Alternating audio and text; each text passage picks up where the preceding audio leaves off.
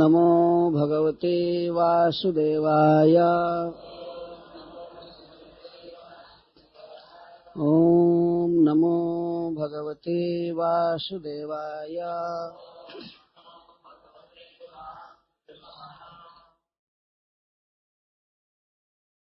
तत आरभ्य नन्दस्य व्रजः सर्वसमृद्धिमान् हरेर्निवासात्मगुणैः रमा क्रीडमभून्नृप। तत आरभ्य नन्दस्य व्रजः सर्वसमृद्धिमान् हरेर्निवासात्मगुणैः रमा क्रीडमभून्नृप। गोपान् गोकुलरक्षायां निरूप्य मथुरां गतः नन्दः कंसस्य वार्षिक्यं करं दातुं कुरुद्वः। वसुदेव उपसृत्य भ्रातरं नन्दमागतं ज्ञात्वा दत्तकरं राज्ञे ययौ तदवमोचनम्। तं दृष्ट्वा सहसोत्थाय देहः प्राणमिवागतम् प्रीतः प्रियतमं दोर्भ्यां सस्वजे प्रेम विह्वलः। पूजितः सुखमासीनः पृष्ट्वा नामयमादृतः प्रसक्तधीः स्वात्मजयोः इदमाह विशाम्पते। दिष्ट्या भ्रातः प्रभयसा इदानीमप्रजस्यते प्रजाशाया निवृत्तस्य प्रजाजत्समुपद्यत। दिष्ट्या संसारचक्रेऽस्मिन् वर्तमानः पुनर्भवः उपलब्धो भवानद्य दुर्लभं प्रियदर्शनम्। नैकत्र प्रियसंवासः सुहृदां चित्रकर्मणाम् ओघेन व्यूह्यमानानां प्लवानां स्रोतसो यथा। कच्चित् पसव्यं निरुजां भूर्यम्बुतृणविरुधां बृहद्वनं तदधुना जत्रासे त्वं सुहृद्वृतः। भ्रातर्मम सुतः कच्चिन् मात्रा सह भवद्व्रजे तातं भवन्तं मन्वानो भवद्भ्यामुपलालितः। पुंसस्त्रिवर्गो विहितः सुहृदो यनुभावितः न तेषु क्लिश्यमानेषु त्रिवर्गोऽर्थाय कल्पते। इसके बाद भगवान श्री कृष्ण के जन्म के बाद जन्म के साथ आरभ्य प्रारंभ करके जब से कृष्ण का जन्म हुआ तब से नंदस्य नंद महाराज का व्रजः व्रज सर्व समृद्धिमान सब प्रकार के समृद्धियों से युक्त हो गया। हरे है हरि के निवास करने के कारण आत्मगुण ही अपने गुणों के द्वारा सर्व पालन आदि गुणों के द्वारा रमा क्रीड़ा श्री जी का विहार स्थान अभूत हो गया। नृपा हे नरों का, मनुष्यों का पालन करने वाले महाराज परीक्षित, गोपान गोपों को, गोकुल रक्षायां गोकुल की रक्षा में, निरूप्य नियुक्त करके, मथुरा मथुरा गतः गए, नंदः नंदराय, कंसस्य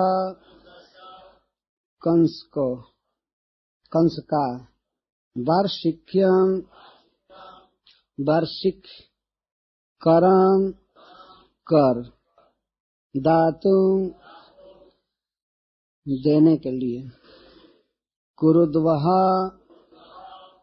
हे कुरुवंश शिरोमणि।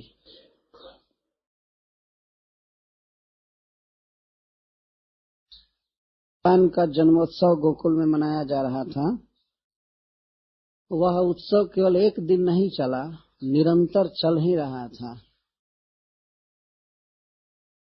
तो सुखदेव गोस्वामी यहाँ पर उस उत्सव की अखंडता का वर्णन कर रहे हैं।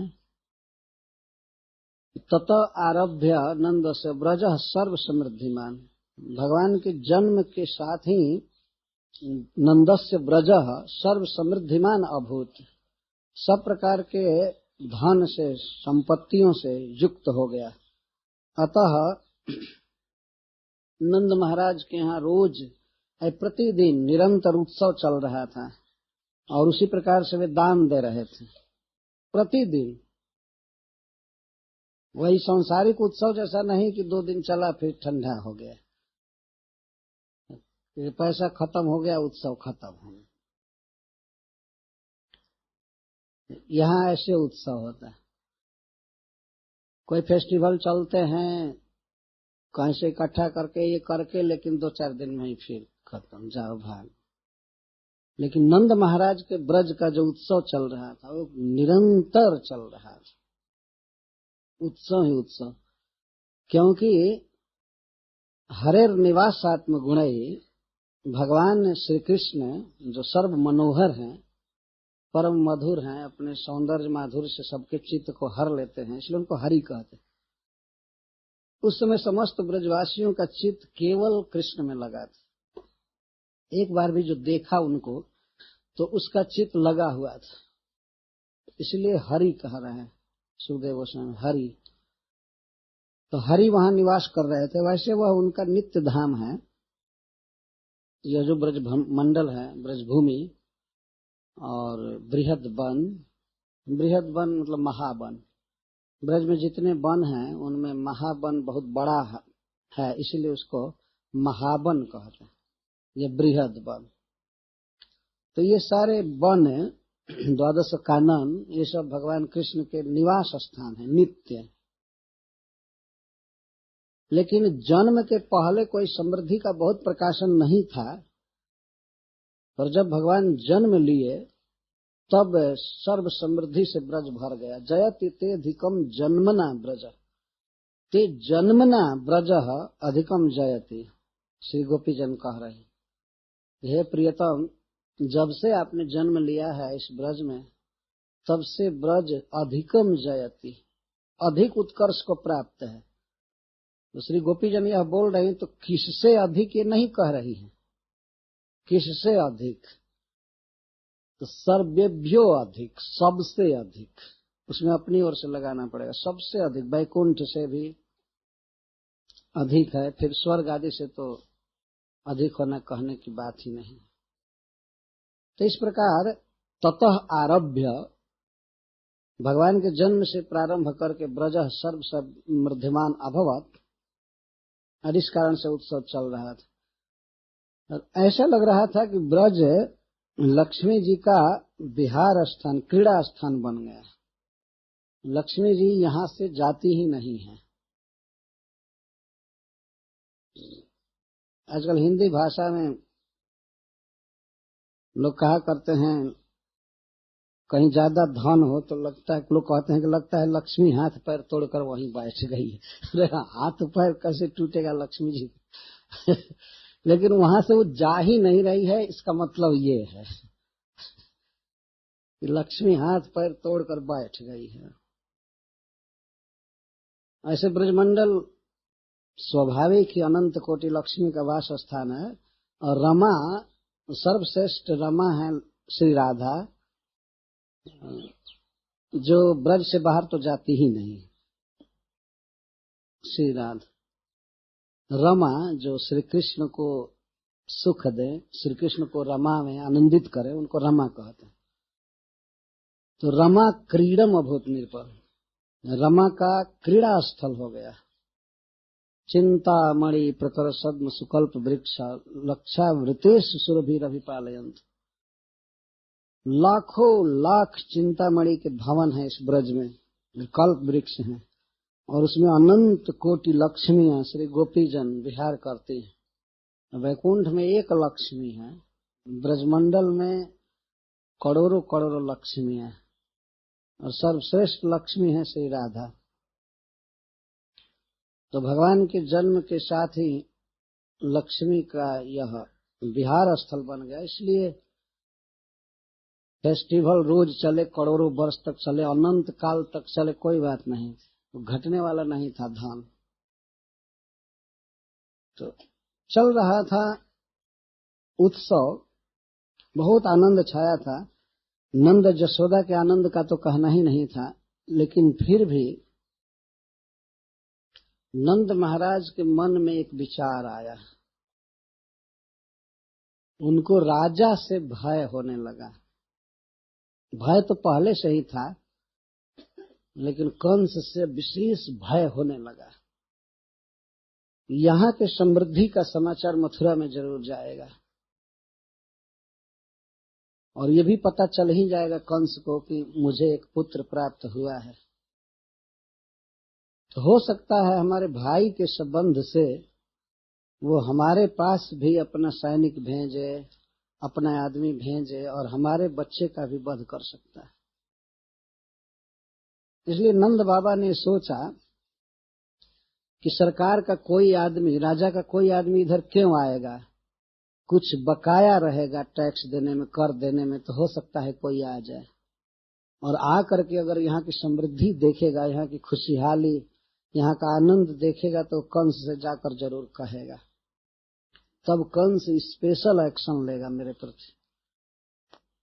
ये नंद महाराज सोचने लगे। नंद महाराज गोप हैं, लेकिन वो भी राजनीति में एक नंबर के हैं। ये मिलाने लगे कि ऐसा करें कि इधर कोई कंस का आदमी न आने पाए। सब मिलाकर अपने बच्चे की सुरक्षा ही नंद महाराज के जीवन का लक्ष्य था।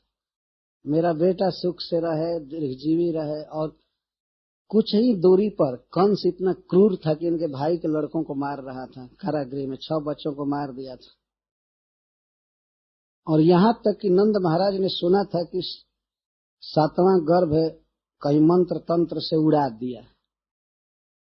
उनको पता नहीं था कि वो 7वां गर्भ देवकी का यहाँ रोहिणी का पुत्र बना हुआ है। नंद बाबा को इसका पता नहीं। और 8वें की कथा वो सुने थे, कोई बताया था गुप्तचर कि कंस 8वें गर्भ का भी वध करना चाहा। वो बच्चा नहीं था, वो एक बच्ची थी, उसका पैर पकड़कर कंस मारना चाहता था, तो आकाश में उड़ गई। तो इस तरह वसुदेव जी के 8 संतान हाथ से गायब हो गए। 6 मर गए, एक का पता ही नहीं चला, और एक आकाश में उड़ गई। तो बहुत भारी विपत्ति। नंद बाबा इसको सुनते थे, और दुर्गा जी ने यह भी कह दिया था कि तुमको मारने वाला कहीं जन्म ले चुका है। तो नंद बाबा ये स्वाभाविक गेस कर लिए कि अगर बच्चों को खोजेगा कि कौन उसको मारने के लिए जन्म लिया है, तो वसुदेव जी के निकटतम व्यक्ति के लड़के को ही पकड़ेगा। क्योंकि हो सकता है कंस को मारने वाला विष्णु वसुदेव के यहाँ जन्म नहीं लिया, तो उसके भाई के यहाँ जन्म लिया होगा। इस तरह नंद बाबा अपने मन में विचार करने लगे, और इनको पता नहीं है कि वसुदेव जी का बच्चा ही इनका बच्चा बना हुआ है। ऐसे इनके यहाँ भी भगवान जन्म लिए थे, लेकिन ये अभी सत्य है कि वसुदेव जी का पुत्र इनके यहाँ आया, और इनकी बेटी आकाश में उड़ गई, इसका पता नहीं था इनको, कुछ भी पता नहीं था। भगवान की योजना से इतना गुप्त रूप से सब कार्य हुआ था, नंद बाबा को कुछ भी पता नहीं था। तो वे अपने बच्चे की सुरक्षा के लिए सोचे कि कंस का वार्षिक जो लगान होता है उससे भी अधिक जा करके दे आऊं कंस को, इसलिए कंस का कोई आदमी इधर नहीं आएगा। और ब्रज में धन की कोई कमी नहीं थी, सोने के मुहर देने थे और कुछ मिठाइयां देनी थी, कपड़ा देना था, अलंकार देना था कंस को। उन्होंने सोचा कि जा करके दे दूं, कम से कम मथुरा से कोई इधर न आवे। कहीं पर भी कोई किसी के पास अकस्मात धन बढ़ जाए तो उसको चिंता हो जाती है, और सबसे ज्यादा चिंता सरकार से होती है।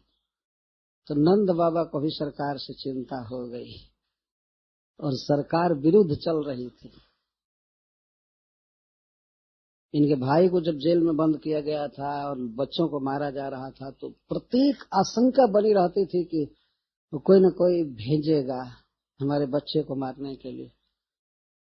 तो मुख्य प्रयोजन नंद बाबा का था जाने का, टैक्स देने का, कि हमारे बच्चा सुरक्षित रहे, किसी की दृष्टि में न आवे। और दूसरा संकट ये भी था कि वसुदेव जी का भी पुत्र यहीं रह रहा था, बलराम, उनकी पत्नी रह रही थी। तो कंस तो ये पता लगा सकता था कि वसुदेव की और पत्नियां कहाँ गई हैं। अगर विष्णु देवकी के गर्भ से जन्म नहीं लिया तो हो सकता है रोहिणी के गर्भ से जन्म लिया हो, उस स्वाभाविक निर्णय पर पहुंच सकता है, क्योंकि दुर्गा जी ने कहा था कि तुमको मारने वाला कहीं जन्म ले चुका है। जातः खलु तवांतकृत जत्र क्व, जोगमाया जी ने कहा कि जातः खलु तवांतकृत, तब अंतकृत जातः, तुम्हारा अंत करने वाला जन्म ले चुका है।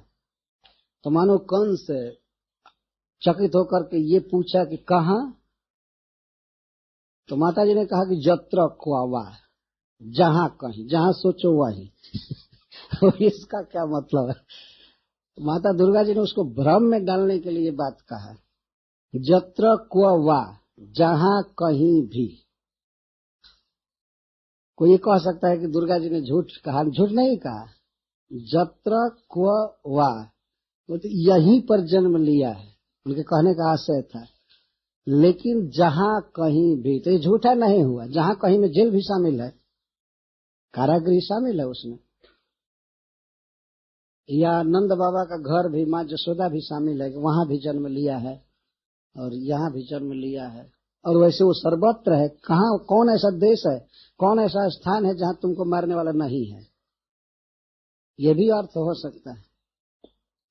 तो नंद बाबा को पता है कि माता दुर्गा जी ने यह वाक्य कहा है, तो माता दुर्गा के वाक्यों पर बहुत प्रकार की कमेंटरी बहुत प्रकार का भाष्य कर सकता है कंस। और सबसे पहले तो उनकी पत्नियों को पकड़ेगा, कहाँ कहाँ गई हैं वसुदेव की पत्नियां, और वसुदेव के भाई कौन कौन हैं, और उनके कौन कौन बच्चे हुए हैं, वो मार सकता है। जो बहुत ही बुद्धिमानी की बात सोचा नंद महाराज ने। इस पर हरीश्वरी जी की टीका देखिए, वे कहते हैं कि चाहे किसी के घर में भगवान आया हो, सारा आनंद ही का वातावरण हुआ हो, लेकिन फिर भी यदि सरकार विरुद्ध है तो सुख सुख नहीं है। राजा को प्रसन्न करना ही चाहिए। लिखते हैं हरीश्वरी जी, पूर्णानंद तिरस्कार कार्ये कम नृपशासनम सिद्धम इत्य भवत स्पष्टम नंदे कंस भयावहे। नंद महाराज बहुत आनंद में थे, लेकिन पूर्णानंद का भी तिरस्कार करने वाला है नृप शासन, राजा का शासन। इसीलिए किसी आदमी को चाहे घर में कितनी भी खुशी हो, उसे चाहिए कि राजा को अनुकूल रखें, नहीं तो सारा फेस्टिवल एक दिन में गड़बड़ हो सकता है।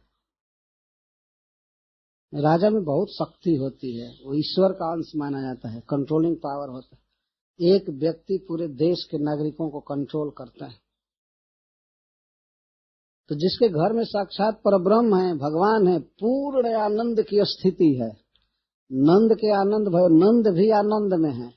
लेकिन उधर फेस्टिवल चल रहा था और नंद महाराज अपने दिव्य कक्ष में बैठकर सोचने लगे कि राजा को प्रसन्न करना चाहिए। तो यहाँ हरीश्वरी जी कहते हैं कि पूर्णानंद का तिरस्कार करने वाला है राज शासन। ये सिद्ध हो गया बात।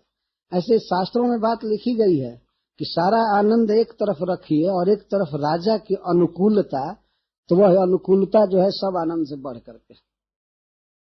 नहीं आप सब तरह से सुख से हैं, धन भी है, बच्चे भी हैं, तब तक किसी दिन ऑर्डर हुआ पकड़कर जेल में चले गए, तो क्या आनंद करेगा। यदि राजा अनुकूल है तो आनंद नहीं है, वो आनंद है। तो नंद बाबा ने जो सोचा, जो किया, इससे सिद्ध हो गया कि पूर्णानंद को भी दबाने वाला राजा का शासन है। ये सिद्ध हो गया। क्यों? नंदे कंस भयावह है। सब लोग आनंद में डूबे थे, नंद बाबा भी आनंद में डूबे थे, लेकिन अकस्मात उनके हृदय में कंस का भय आ गया। उस उत्सव में, उस महोत्सव में, आनंद की स्थिति में इनके हृदय में भय उत्पन्न हुआ। किससे? कंस से, अपने बच्चे की सुरक्षा के विषय में। तो वे उस आनंद के देश को, ब्रज को छोड़कर मथुरा गए। लेकिन जाने से पहले कुछ बुद्धिमान बलवान गोपों को गोकुल की रक्षा में नियुक्त करके गए। बहुत सतर्कता बरतनी पड़ती थी नंद महाराज को। पन गोकुल रक्षायाम निरूप्य मथुराम गतः नंदः कंसस्य वार्षिकम करम दातुम कुरुद्वः। इस श्लोक में कुरुद्वः शब्द का प्रयोग है। हे कुरुकुल में श्रेष्ठ, जैसे तुम्हारी रक्षा के लिए युधिष्ठिर महाराज आदि को बहुत चिंता थी, उस प्रकार से नंद महाराज को कृष्ण के सुरक्षा की चिंता थी। ये भाव व्यक्त हो रहा है। कुरुवंश में एक ही व्यक्ति बचा था, परीक्षित महाराज। वही बेचारा गर्भ में था, तभी अश्वत्थामा अटैक किया था। ये भगवान रक्षा किए। तो युधिष्ठिर महाराज आदि को बहुत चिंता लगी रहती थी। परीक्षित महाराज के जन्म के बाद भी गर्भ में जब बच्चा था, खतरा आ गया, तो बाद में भी कभी भी कोई खतरा आ सकता है, वो लोग चिंतित रहते थे। इसी प्रकार नंद महाराज कृष्ण के लिए बहुत ही चिंतित रहते थे। तो वे गए मथुरा। गोपान गोकुल रक्षायाम निरूप्य, गोकुल की रक्षा के विषय में नियुक्त करके गए। बहुत सतर्क किए कि मैं जा रहा हूं और आप लोग सावधान रहना, गोकुल में कोई उत्पात न होने पाए, कोई उपद्रव न हो, गौओं पर, मनुष्यों पर कोई संकट न आ जाए। इस तरह से किए। जो जिस वर्ग का प्रधान व्यक्ति होता है, वह कहीं जा रहा हो तो यह नीति है कि वह दूसरे को अपना पद दे करके जाए रक्षा करने के लिए। तो नंद महाराज इस तरह गोपों को नियुक्त कर रहे हैं गोकुल की रक्षा के लिए। ऐसा नहीं कि बिना कहे, बिना पूछे और चल दे और इधर कोई संकट आ जाए।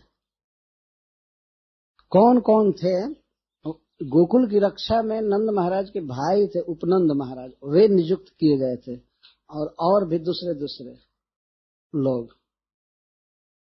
रक्षा के लिए नियुक्त करके गए, इसका मतलब कि संकट की संभावना उनके मन में उठती रहती थी। कंस के कारण प्रत्येक समय नंद महाराज के मन में आशंका बनी रहती थी, कभी भी कुछ भी हो सकता है, कभी भी कुछ भी हो सकता है। और इधर राजा को खुश रखना है। उन्होंने सोचा कि मूल व्यक्ति को यदि मैं प्रसन्न कर लूंगा तब खतरा नहीं रहेगा। और प्रसन्न करने नहीं जा रहे थे, वो इसके लिए जा रहे थे कि इधर कोई आदमी न भेजे, बस इतना ही। तो वे गए, कुछ गोपों के साथ गए, बैलगाड़ी पर चढ़कर गए। उस बैलगाड़ी को बहुत सुरक्षित किया गया था, ऊपर शेड बनाया गया था। आज भी हम लोग देखते हैं बैलगाड़ी पर शेड, जिसमें वर्षा के कारण कोई सामान भीग न सके। और कुछ गोप साथ में गए, क्योंकि बहुत ज्यादा सोने का मुहर उस पर लादा जा रहा था, कपड़ा, अलंकार वगैरह। तो उसकी भी सुरक्षा करनी थी। ये नहीं कि कोई रास्ते में ले जाते समय ही ले ले। तो बहुत सुरक्षा की दृष्टि से जा रहे थे। तो गए, जा करके पहुंचते ही कंस को उसका देय भाग दे दिए। यह भी नंद महाराज ने बहुत बुद्धिमानी का काम किया। कहीं किसी को पैसा देने के लिए ले जा रहे हैं तो जितना जल्दी दे देना चाहिए, नहीं देने के पहले ही कोई दूसरा ले लिया तब क्या होगा। जब नंद महाराज पहुंचे और सबसे पहले राजभवन में आज्ञा लिए मिलने का देने का, तो देने के लिए क्यों नहीं आज्ञा मिल जाएगी। कोई आ करके किसी को कुछ दे रहा हो तब तो 1 मिनट में मिल जाएगा, उसे लेना हो तब घंटों वहां प्रतीक्षा करनी पड़ती। तो नंद महाराज को कंस तत्काल स्वीकार कर लिया।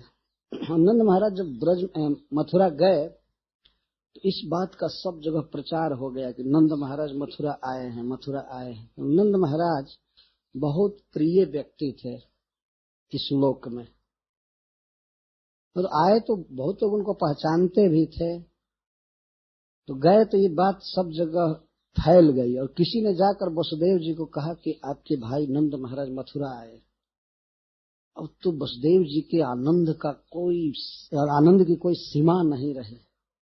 जिसे मिलने के लिए तड़पते रहते थे, कई वर्षों से कारागृह में बंद थे, भाई से भेंट नहीं होती थी और सबसे अधिक चिंता उनको लगी रहती थी कि मैं अपने पुत्र को आधी रात के समय पहुंचा करके आया हूँ, किस हालत में है, क्या है, कहीं नंद महाराज को पता तो नहीं लग गया है कि मैं पहुंचाया हूँ और उनकी लड़की चुरा करके लाया हूँ।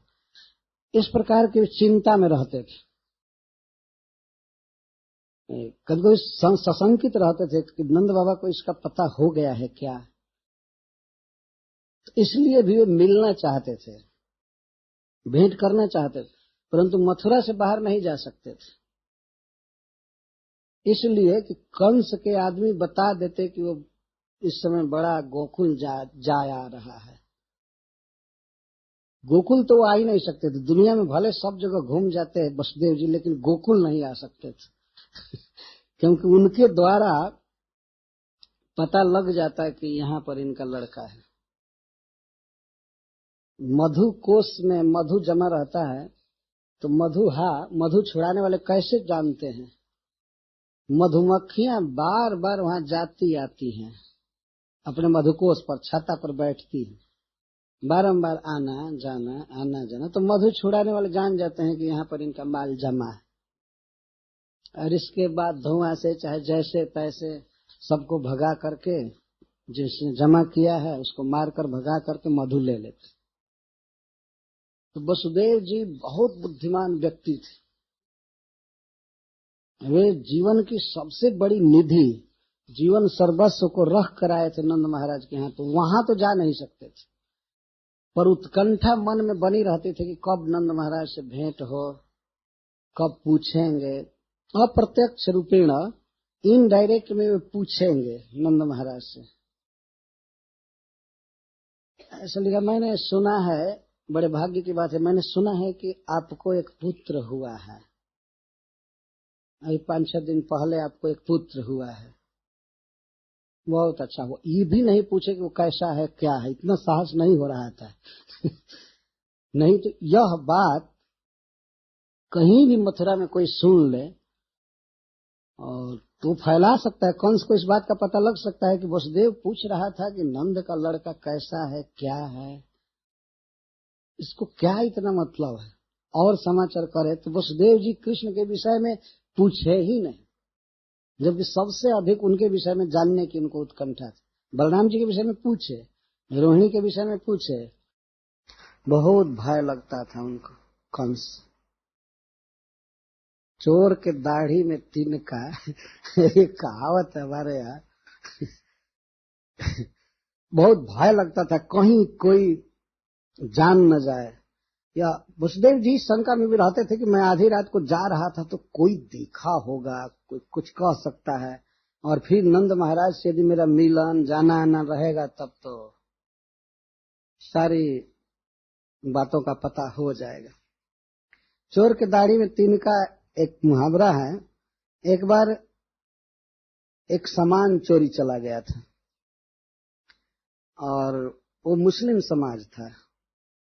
मुसलमानों में कोई चोरी कर लिया था तो ये लोग सभा जुटाए कि सभी मुसलमानों को, उस गांव के मुसलमानों को बुलाओ और उनकी चोरी पकड़ा जाए।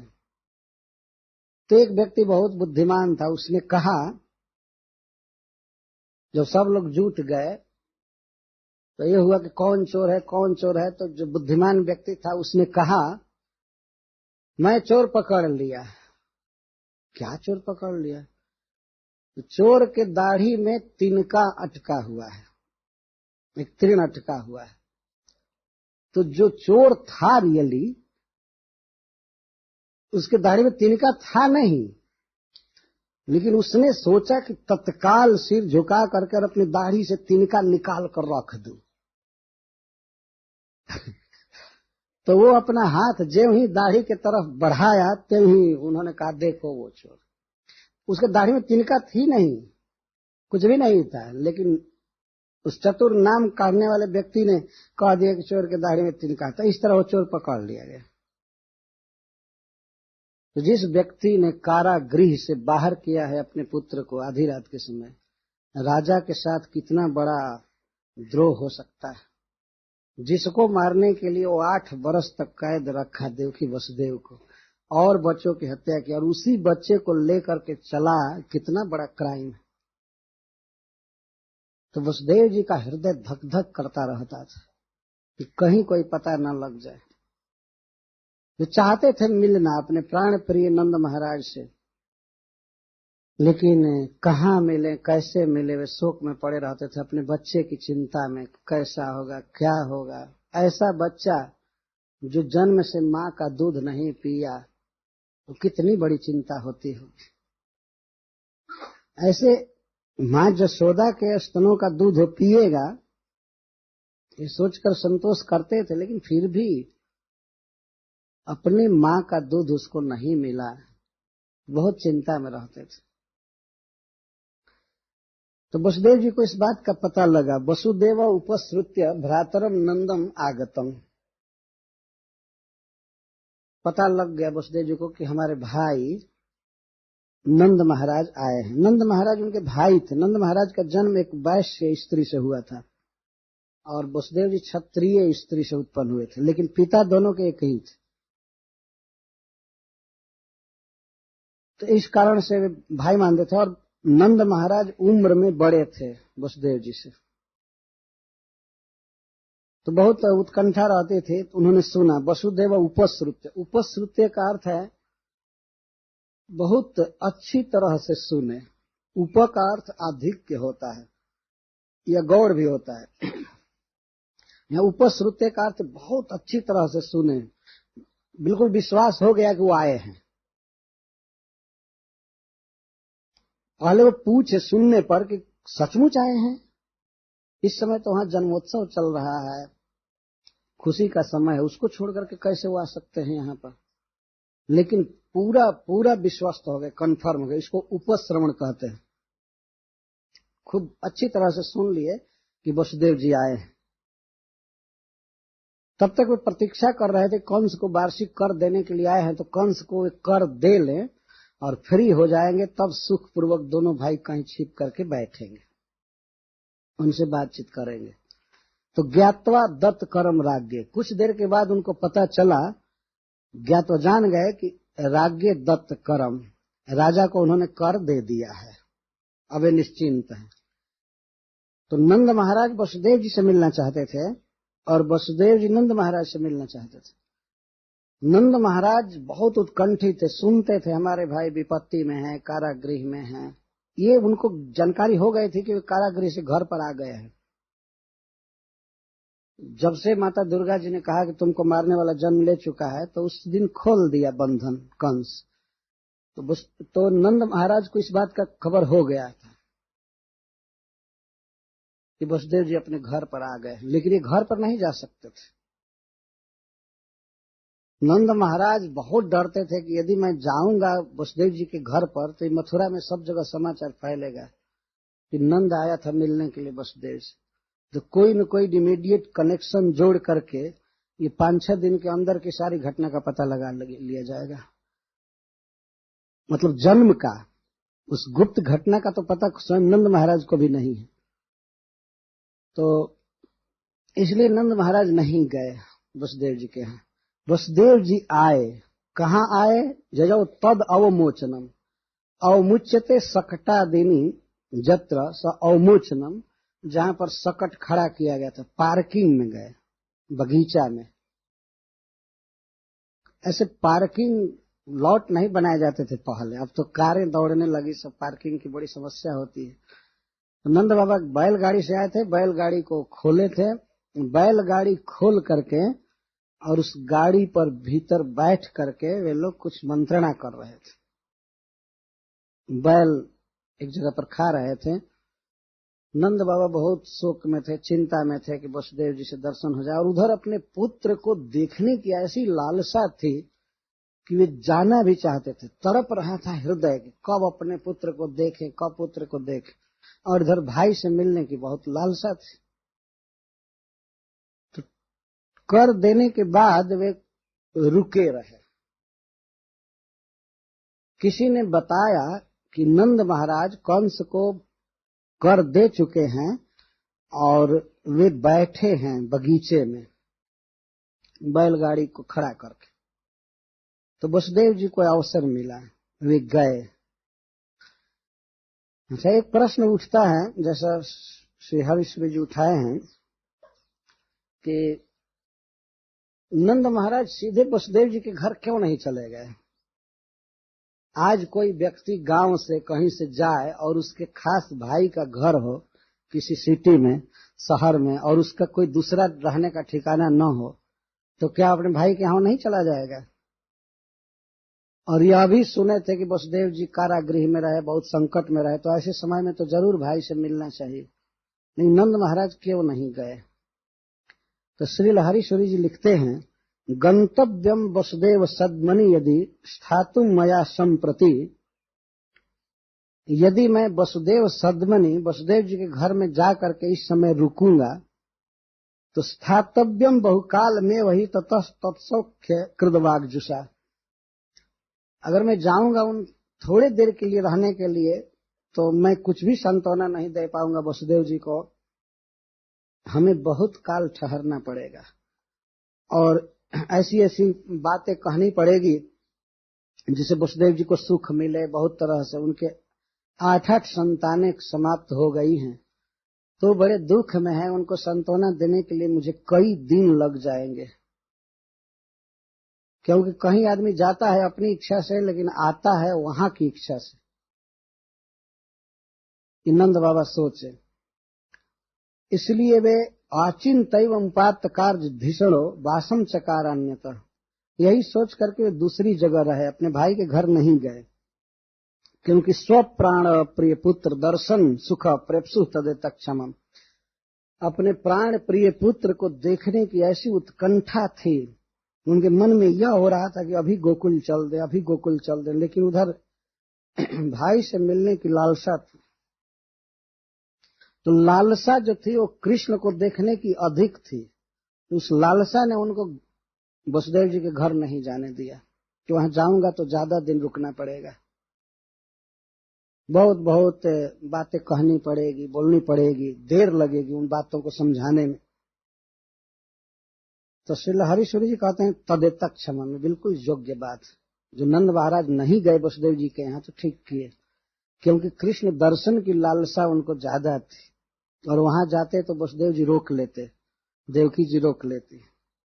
अच्छा, ठीक है, नंद महाराज वसुदेव जी के यहाँ नहीं गए। वसुदेव जी क्यों नहीं बुलाए नंद बाबा को? जब वो जान गए कि नंद महाराज यहाँ आए हैं और रोड पर बगीचा में कहीं ठहरे हैं, चौराहे पर या जहां भी, तो अपने घर में क्यों नहीं बुलाए नंद महाराज को? इस पर हरीश्वर जी कहते हैं, यस्मिन् जेन निजेष्ट वस्तु निहितम् पुंसाति गूढ़म् यदि तत्तद्गुप्तीकृतेन तेन बहु संवासो विधेयो बहिः। यदि कोई व्यक्ति बहुत मूल्यवान धन किसी के पास रखा हो तो उस व्यक्ति को चाहिए कि जिसके पास धन रखा है उसके पास बाहर से दिखाकर न जाए, लोग ये न देखें कि ये यहाँ आ रहा है, नहीं तो उस व्यक्ति का आना जाना सिद्ध कर देगा कि कुछ न कुछ धन वहां रखा हुआ।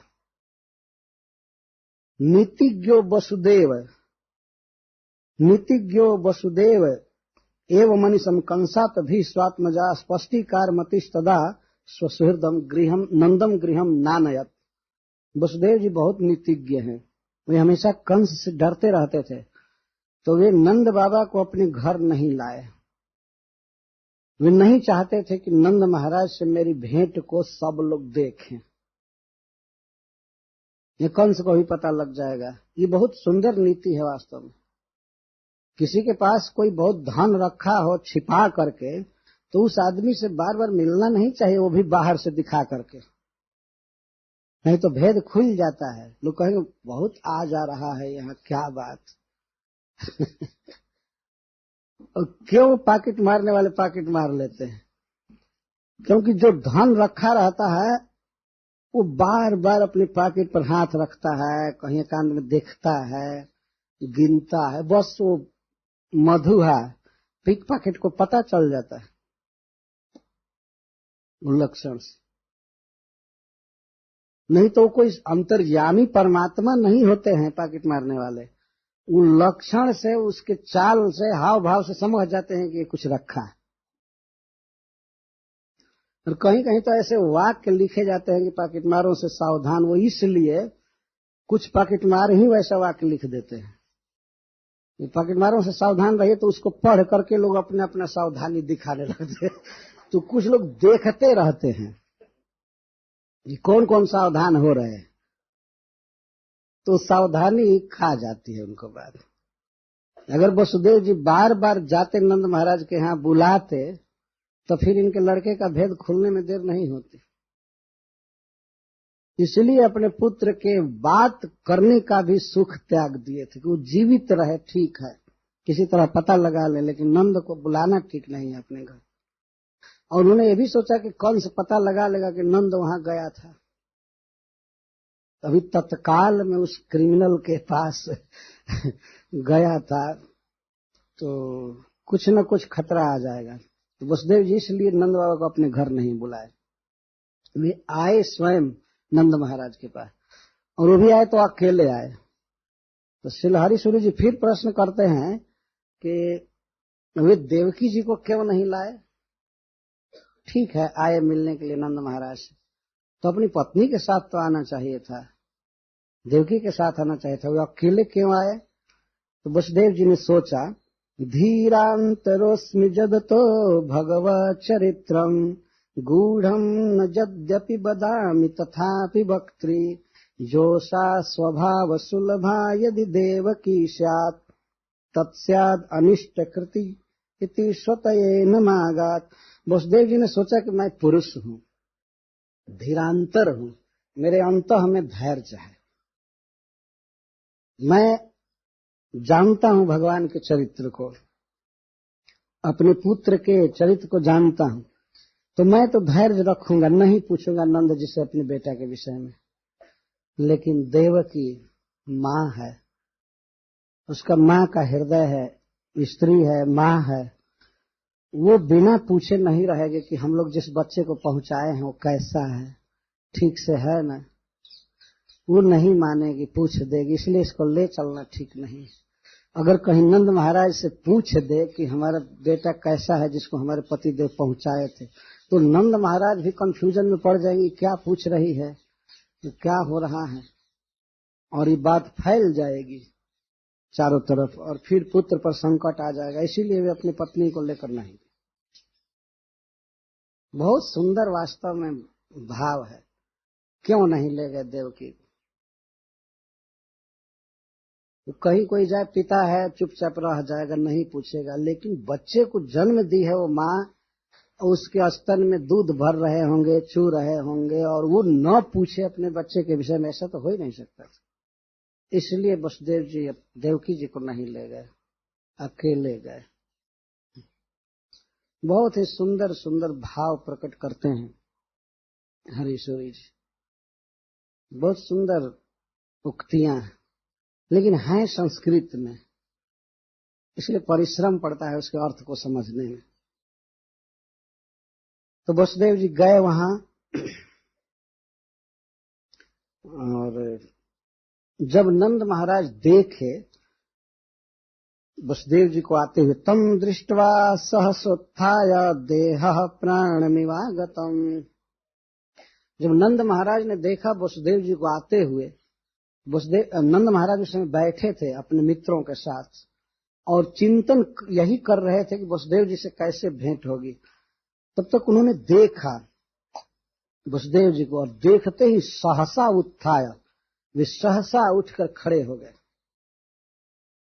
और सहसा उठकर खड़े हुए, और इस तरह से उनकी दशा है जैसे लगा मूर्छित शरीर में, मृतक शरीर में प्राण आ गया हो। इतना आनंद हुआ उनको देख करके। अथवा वसुदेव जी नंद महाराज को देखकर इतना खुश हुए। सुखदेव गोस्वामी इस श्लोक को ऐसे बोले हैं कि कोई भी अर्थ किसी के प्रति हो सकता है। प्रथमा में और द्वितीय का भेद है इसमें, तो नंद महाराज को द्वितीय में रखेंगे कि वसुदेव जी को, कुछ इस प्रकार की बातें सुखदेव गोस्वामी बोले हैं परस्पर। किसको देख करके किसको खुशी हुई, दोनों को देखकर दोनों को समान खुशी हुई। तम दृष्टवा, तम मतलब कुछ टीकाकार लिखते हैं नंदन दृष्टवा, नंद महाराज को देखकर वसुदेव जी को बहुत प्रसन्नता है, और कुछ तम का अर्थ करते हैं वसुदेवम, वसुदेव को देखकर नंद महाराज को खुशी हुई। इतना जल्दी वे खड़े हुए और मिलने चले नंद महाराज वसुदेव जी से कि सुखदेव गोस्वामी कहते हैं कि लगा जैसे शरीर में प्राण आ गया। शरीर निश्चेष्ट रहता है, मूर्छित रहता है, इंद्रियां काम नहीं करती हैं, लेकिन होश आने पर, चेतना आने पर शरीर फिर काम करने लगता है। तो इस तरह से वे दोनों भाई एक दूसरे के अमिलन के कारण दुखी थे, लेकिन आज जब मिले तो बहुत खुशी हुई, और दौड़कर श्री नंद महाराज वसुदेव जी को अपनी दोनों बाहों से दोर्भ्याम परिस्वज सस्वज आलिंगितवान, आलिंगन में ले लिए। नंद महाराज बड़े थे, तो बड़ा व्यक्ति छोटे को आलिंगन में लेता है, तो वे आलिंगन करने प्रीता, बहुत प्रसन्न हुए वसुदेव जी को देखकर। एक टीकाकार ने कहा है कि वसुदेव जी ने आलिंगन किया नंद महाराज का, क्योंकि यद्यपि नंद महाराज आयु में बड़े थे लेकिन वसुदेव जी वर्ण में बड़े थे, लेकिन यह अर्थ फीका लगता है। वास्तव में आलिंगन किया नंद महाराज ने अपने छोटे भाई का।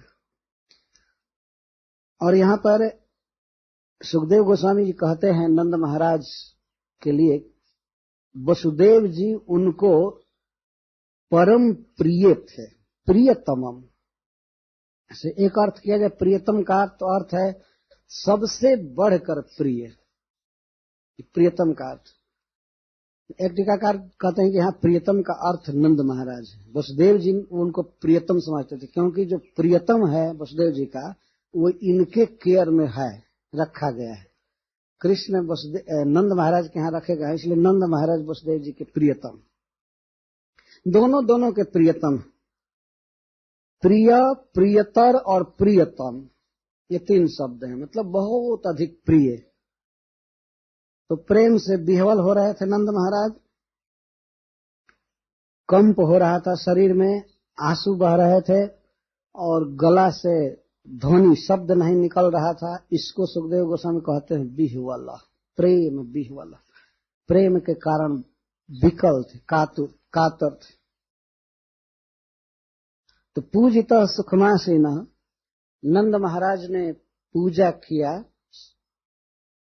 वसुदेव जी की, क्योंकि यहाँ पर वसुदेव जी दूसरे के घर में आए हैं, नंद महाराज के स्थान में आए हैं। तो जिसके स्थान पर कोई जाता है वही सत्कार करता है।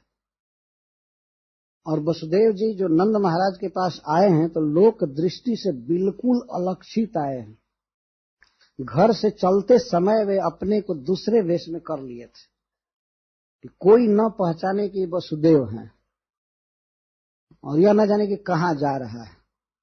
तो एक व्यक्ति को भी ये पता हो गया होता है कि वसुदेव नंद से मिलने जा रहा है तो खतरा हो सकता था, इसलिए वेश बदल करके गए थे। कुछ महानुभावों का ऐसा कहना है कि वे रात में गए थे, परंतु टीका से पता चलता है और सबकी रात को नहीं, नंद बाबा सवेरे चले थे और दिन में ही कर दे दा करके शाम तक वे पहुंचने वाले थे। और जाते जाते उनको शाम हो गई थी, रात हो गई थी, तो पूतना आई थी शाम के समय। तो पूजिता का अर्थ है सत्कार किया नंद महाराज ने वसुदेव जी का। यहाँ पूजिता शब्द से बहुत प्रेम से मिले, सत्कार किए, इसके बाद समाचार पूछे। नंद महाराज जो वसुदेव जी का समाचार पूछ रहे हैं तो उनके पूछने में मुख्य समाचार ये था कि किस प्रकार कंस आपको मुक्त किया, क्या सुना, क्या बात हुई, अब कैसे हैं।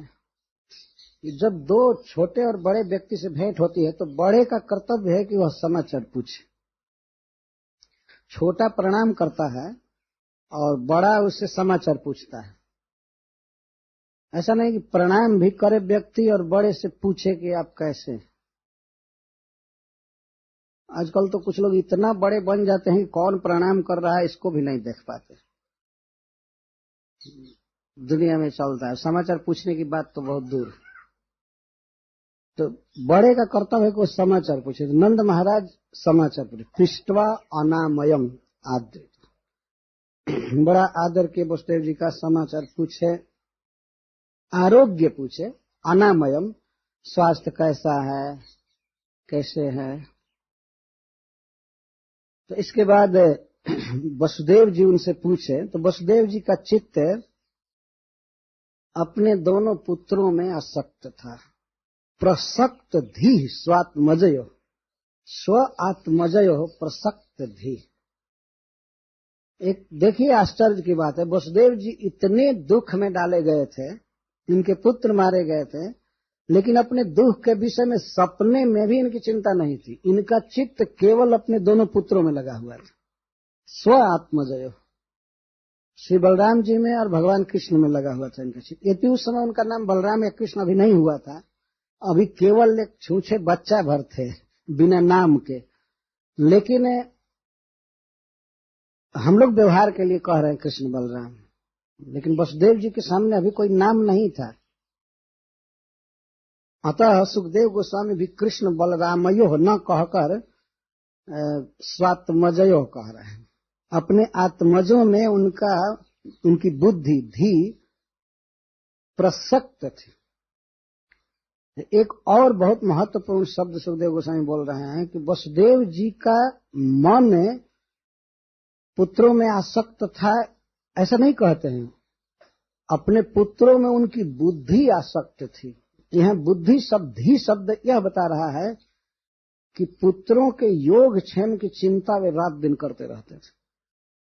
कैसे बचेंगे, जब बड़े होंगे तो उनका नामकरण कैसे कराऊंगा, कैसे पढ़ाऊंगा, क्या करूंगा। कभी लोक में प्रकट तो ये बात होगी नहीं। जब कंस मारा गया तब वसुदेव जी इस बात को प्रकट किए कि कृष्ण हमारा पुत्र है।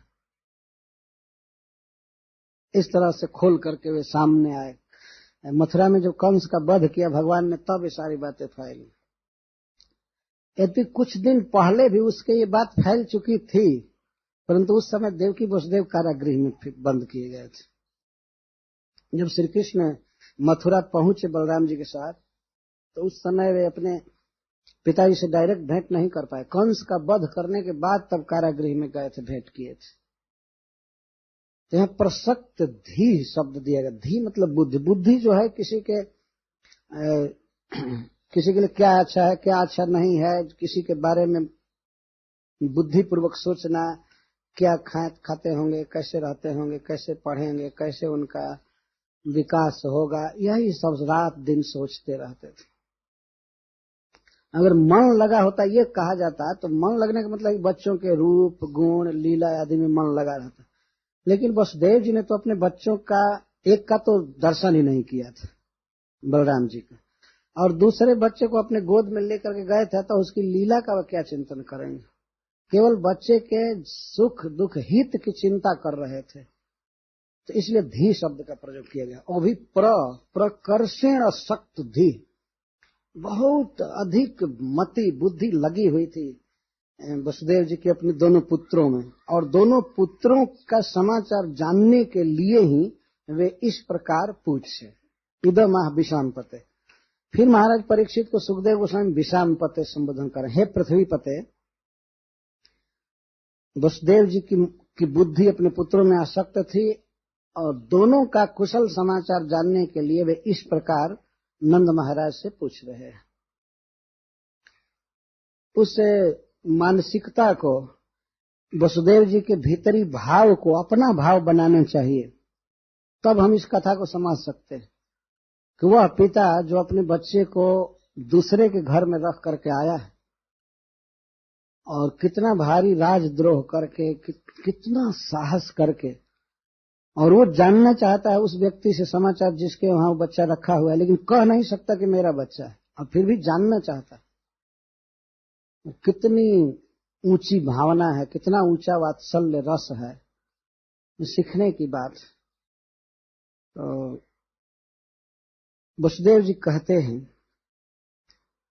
सबसे पहले कृष्ण के विषय में पूछ रहे हैं, पूछ नहीं रहे हैं लेकिन इनडायरेक्ट में कह रहे हैं। इनके कहने का आशय है कि नंद महाराज को क्या पता हो गया है कि मैं पहुंचाया हूं, ये जानना चाहते हैं। और दूसरी बात यह है कि वो बच्चा कैसा है। अगर मैं कहूंगा कि आपको बच्चा हुआ है, तो अपने आप कहेंगे कि उसको वो बच्चा ऐसा है, ये है, वो है, ऐसा है, वैसा है। आज के युग में तो कोई कहता तो कहते हैं उसको अस्पताल भेजे हैं, उसको पोलियो हो गया है, या ये हो गया है, ऐसा कहेंगे ना। कुछ न कुछ तो बच्चे के विषय में बोलेंगे। अगर केवल इतना कह दीजिए कि सुना हूं कि आपको एक बच्चा हुआ है, तो व्यक्ति जरूर बताएगा वो अच्छा है, चाहे ये है, चाहे ऐसा है, ये है, वो है। तो दिष्ट्या भ्रातः प्रभयस इदानीम प्रजस्यते प्रजासाया निवृत्तस्य प्रजाजत समपद्यत। सबसे पहले भाई संबोधन कर रहे हैं, भ्रातः, हे भैया। दिष्ट्या, बड़े सौभाग्य की बात है, हम लोगों के लिए बहुत आनंद की बात है कि आपको इस समय एक प्रजा प्राप्त हुई है। पुत्र या पुत्री नहीं कह रहे हैं। अभी इनको शंका है कि कहीं इनको पता न चल गया हो कि अपना पुत्र दे करके हमारी पुत्री ले गए, तो इसलिए प्रजा कह रहे हैं। दिष्ट्या प्रजा जत संपद्यते, आपको प्रजा हुई है, आपको संतान हुआ है। इदानीम अप्रजस्यते, अब तक अप्रज थे, अब तक अप्रज थे, आपको कोई संतान नहीं हुई, और बहुत यज्ञ किए, दान दिए कि पुत्र हो, लेकिन प्रजा साया निवृत्तस्य, यज्ञ आदि करके भी आप थक गए थे, प्रजा की आशा से भी निवृत्त हो गए थे। नंद महाराज पुत्र प्राप्ति के लिए बहुत प्रयास किए थे, लेकिन इनको पुत्र प्राप्त नहीं हुआ, अंत में आशा त्याग चुके थे। तो उसी को वसुदेव जी कह रहे हैं, प्रजा साया, प्रजा की आशा से भी, पंचमी विभक्ति में है, प्रजा की आशा से, संतान प्राप्ति की आशा से भी निवृत्त से, आप निवृत्त हो चुके थे। और प्रवयस, आपकी उम्र भी अधिक हो गई। जनरली जो पुत्र प्राप्त करने का समय होता है, उससे नंद महाराज की कुछ अधिक उम्र हो गई थी, तो प्रजा प्राप्ति की आशा से वैसे भी विरत थे, अब निवृत्त थे।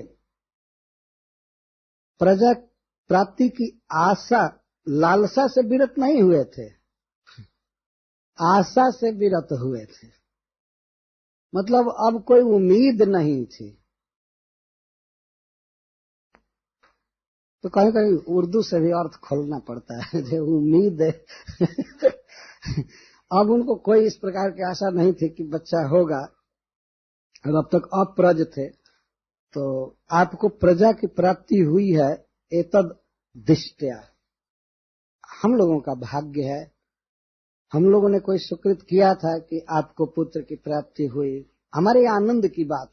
दिष्ट्या का अर्थ है इति अस्मद आनंद।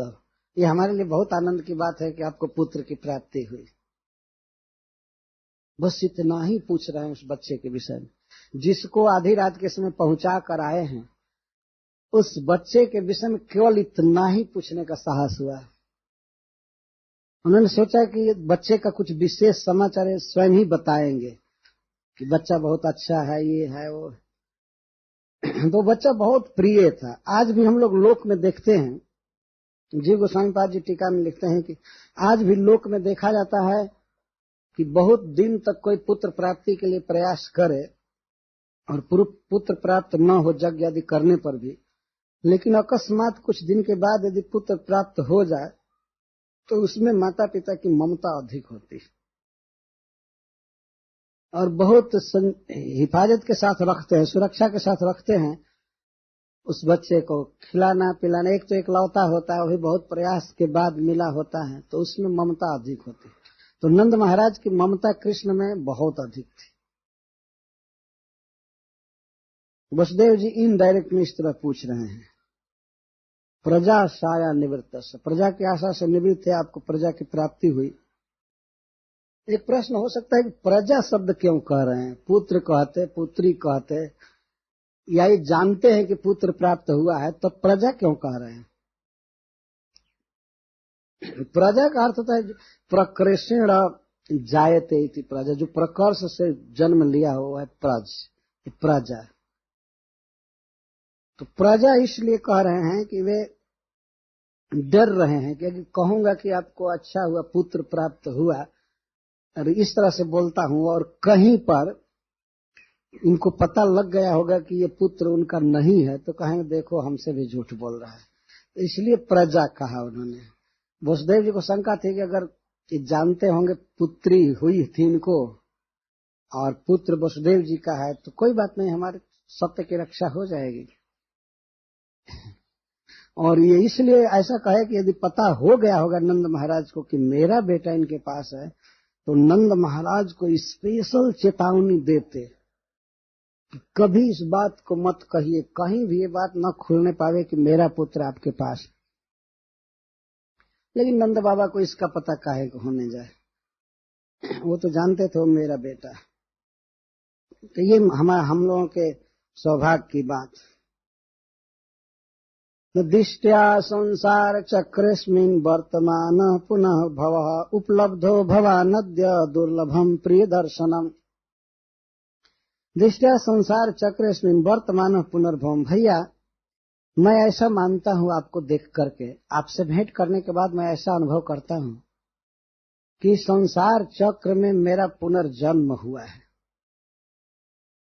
और संसार चक्र कहकर भय प्रकट कर, इस जो संसार चक्र है, संसरती इति संसार, कोई आदमी चक्का में फंस गया है और वो चक्का चल रहा है, तो कब कहाँ अंग कट जाएगा, कौन बूढ़ा होगा, कौन बिछुड़ जाएगा, कौन मरेगा, कोई ठीक नहीं।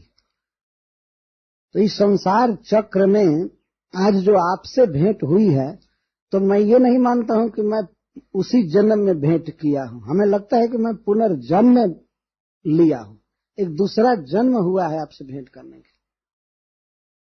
तो अब तो मरने ही वाला था, देवकी भी मरने वाली थी, वो कंस मारने वाला था उसको, फिर मेरे बच्चों को मारा गया, मैं भी कारागृह में था। तो कारागृह से मुक्त होना ही वो पुनर्भव जैसा कह रहे हैं, ये पुनर्जन्म हुआ है। तो क्या पता आप नहीं आ सकते थे कारागृह में भेंट करने और मैं नहीं निकल सकता था, लेकिन भगवान ने ऐसा किया। ये सुख की बात है कि आपसे भेंट हुई। संसार चक्रेस्मिन् वर्तमान, हम इस संसार चक्र में हैं, जन्म मरण में हैं। वास्तव में यह बात जो अपने प्रिय नंद महाराज से कह रहे हैं बिल्कुल ठीक है। संसार में कब किससे भेंट हो जा रही है तो कुछ कहा नहीं जा सकता, कब किससे भेंट होगी नहीं होगी। कभी कभी चाहते हुए भी अपने प्रिय से भेंट नहीं होती, और जिनका संग आदमी नहीं चाहता है उन्हीं के साथ रात दिन रहना पड़ता है, ये भी देखा गया।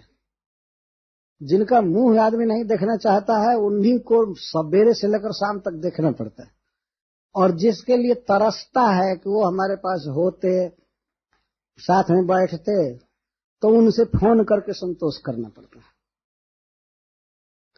अब तो शायद ऐसा भी फोन बना दिए हैं कि दर्शन भी हो सकता है परस्पर बातचीत करते हुए शब्द और रूप दोनों दिखाई पड़ेंगे, फिर भी मिलन तो नहीं हो सकता है।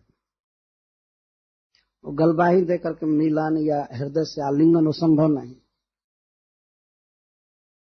तो इस संसार चक्र में जो चक्के चल रहे, प्रत्येक व्यक्ति पर एक एक चक्का चल रहा है अलग अलग, तो वो अपने चक्र में फंसा हुआ है। उसका अपना कर्म है, कितना दिन जिएगा, कहाँ रहेगा, क्या खाएगा, कोई पता नहीं। वो आदमी जी रहा है, अपने चक्र में फंसा हुआ है, अपने कर्म चक्र में।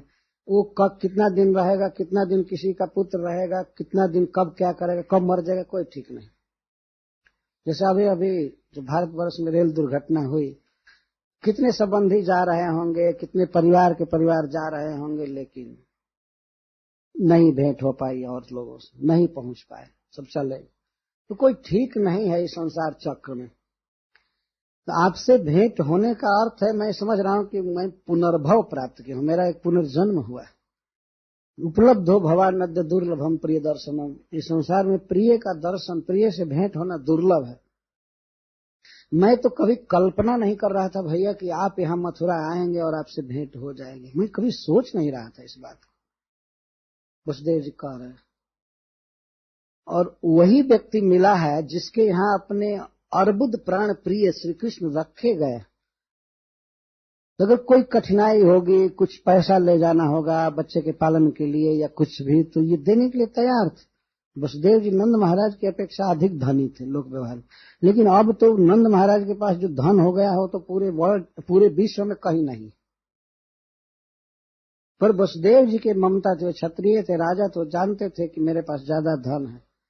ये सब समाचार पूछ रहे हैं, कोई कमी होगी, कोई होगा तो मैं गुप्त रूप से कहीं से भी प्रबंध करूंगा, भेजूंगा, जैसे रोहिणी के लिए करते थे। लेकिन रोहिणी के लिए भी भेज नहीं पाए, भेजने का कोई तरीका नहीं था। ये तो कारागृह में बंद थे। जो बीच में अक्रूर जी कुछ करते थे छिप करके,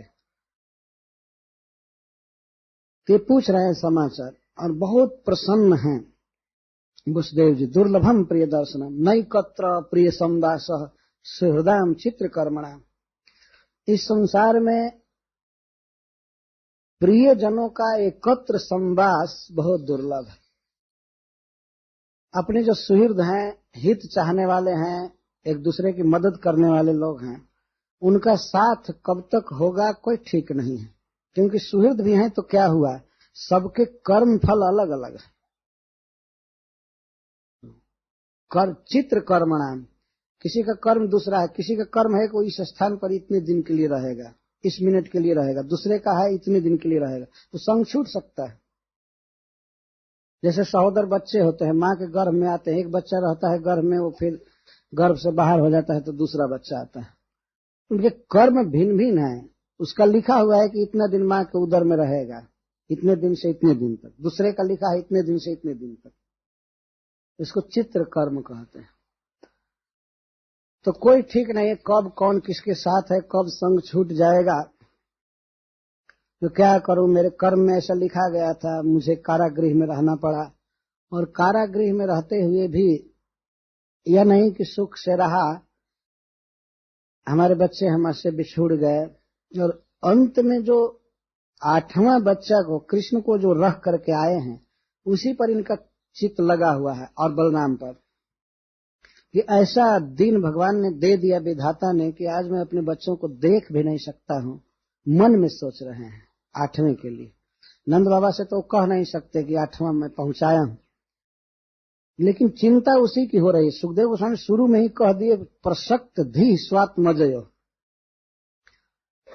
तो बहुत चिंता। और एक बताओ, बच्चा यहाँ जन्म लिया और उसको दूध पिलाने का सौभाग्य नहीं मिला, उसको पालने का, पोसने का, उसकी बोली सुनने का। उस बचपन में जो बच्चा काम करता है वह माता पिता के लिए एक बहुत बड़ा सुख है इस संसार में, इसमें संदेह नहीं है।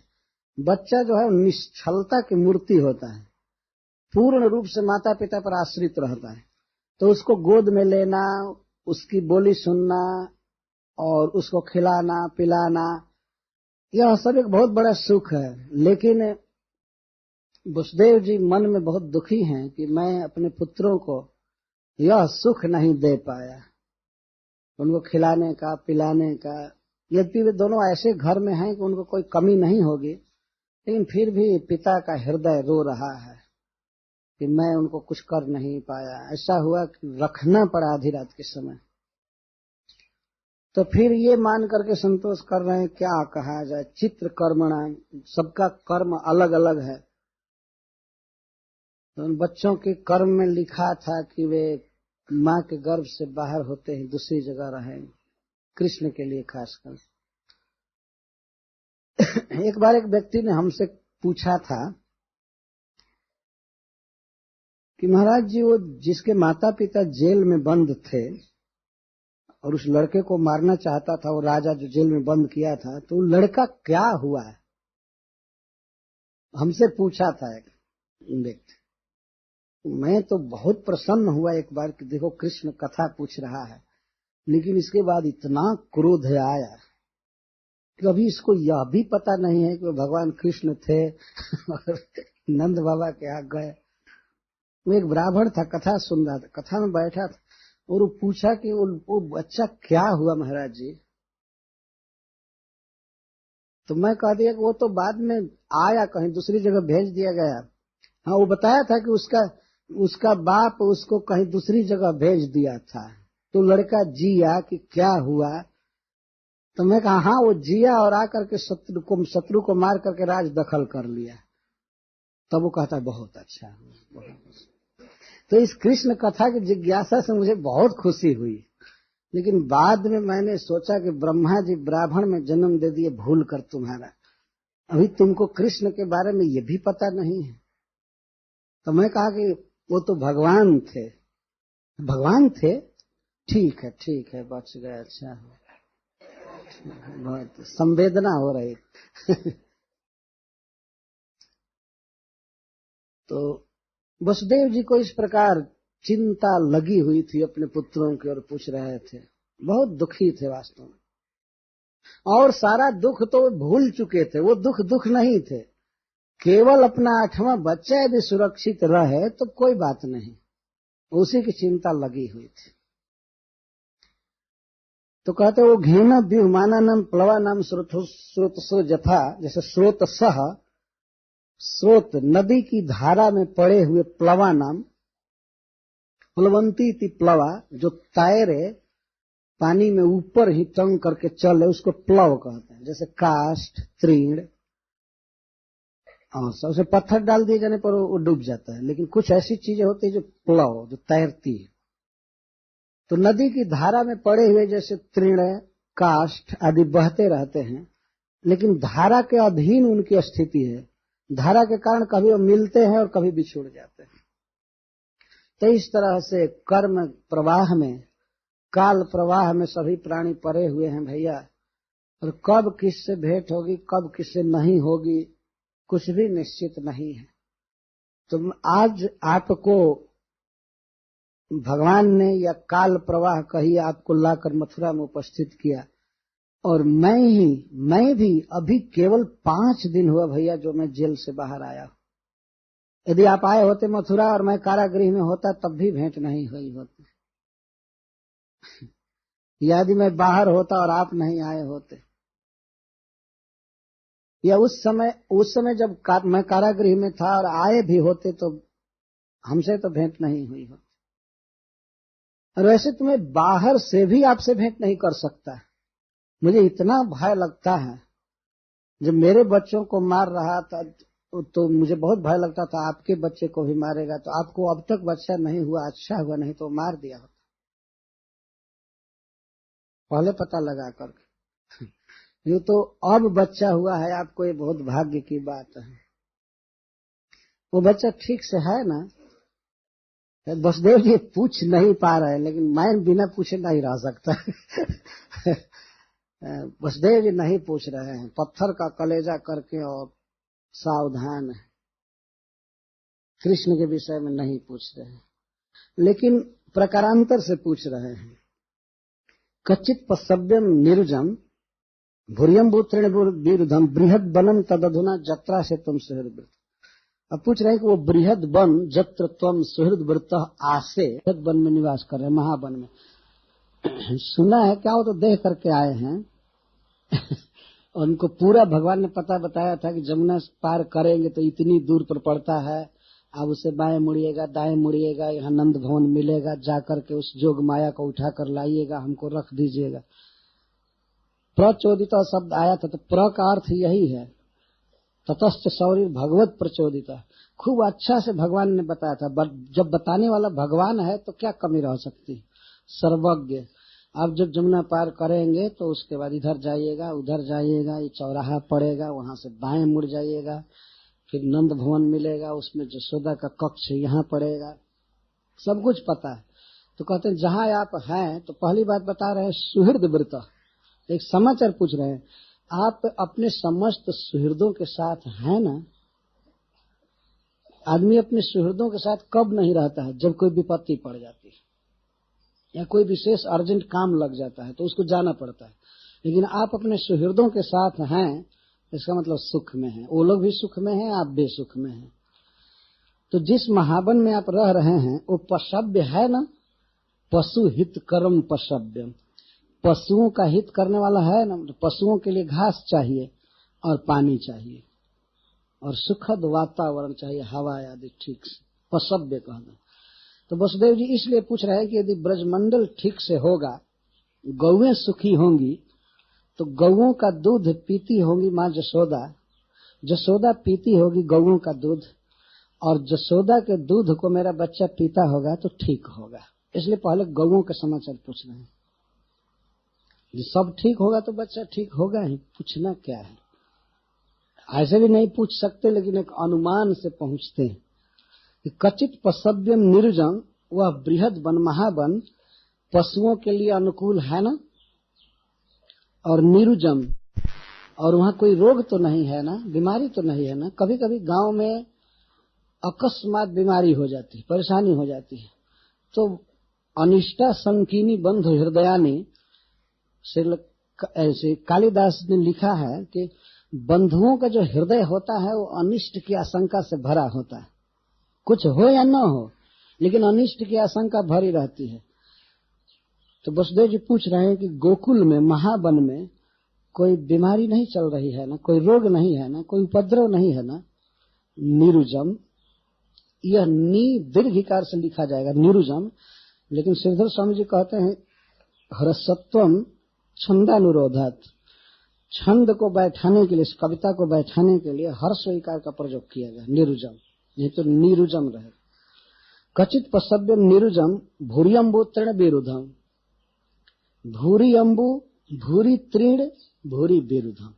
आपके महावन में खूब जल है ना, प्रचुर मात्रा में गौओं के पीने के लिए जल है ना, और तृण गौओं के खाने के लिए खूब हरी हरी घास है ना। भूरी शब्द सब में लगाना पड़ेगा, और विरुद्धम लताएं जिसको गौएं खाती हैं पीती हैं, मतलब वृक्ष लता घास जल सब कुछ ठीक है ना आपके महावन में। अगर ये ठीक होगा तो फिर मेरा बच्चा भी ठीक होगा। मूल बात है कि गोकुल में यदि गौएं सुख से रहेंगी तो गोप भी सुख से रहेंगे, और गोप सुख से रहेंगे तो इसका मतलब मेरा बच्चा बिल्कुल सुख से होगा। ये है समाचार पूछने का तरीका है।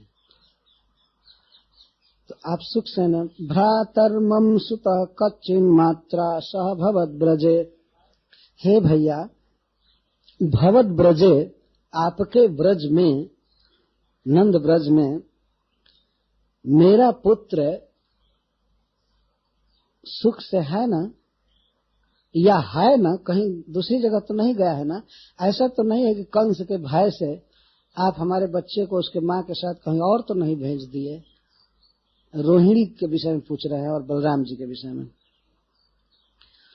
भ्रातर मम सुत कश्चिन, इस 8वें बच्चे के लिए जिसको रात में छिपा करके आए हैं, कभी नहीं पूछ, मम नहीं लगाए, कहे आपका बच्चा, आपको बच्चा हुआ है, इतना ही पूछे तो उसमें उसका समाचार हो गया। लेकिन फिर बलराम जी के लिए कह रहे मम सुत, मेरा पुत्र। ये प्रश्न होगा कृष्ण के लिए क्यों नहीं कह रहे हैं मेरा पुत्र, बलराम जी के लिए क्यों कह रहे हैं? वसुदेव जी बहुत बड़े कूटनीतिज्ञ थे। वे मम शब्द लगा रहे हैं बलराम जी के लिए कि नंद बाबा को भूल करके भी कभी प्रतीति न हो कि वो कृष्ण वसुदेव जी का बेटा है। कभी अगर अवसर आएगा भी ऐसा, कभी इनको भेद खुलेगा भी, तो उस समय भी ये न जान पाए। और इस समय तो खतरा चल रहा है, इसलिए न जान पाए। तो बलराम जी के लिए कह रहे हैं मम सुत, मेरे देह से जन्मा हुआ मेरा बेटा। और कृष्ण के लिए कुछ नहीं कह रहे हैं। बहुत विवशता है वसुदेव जी के सामने।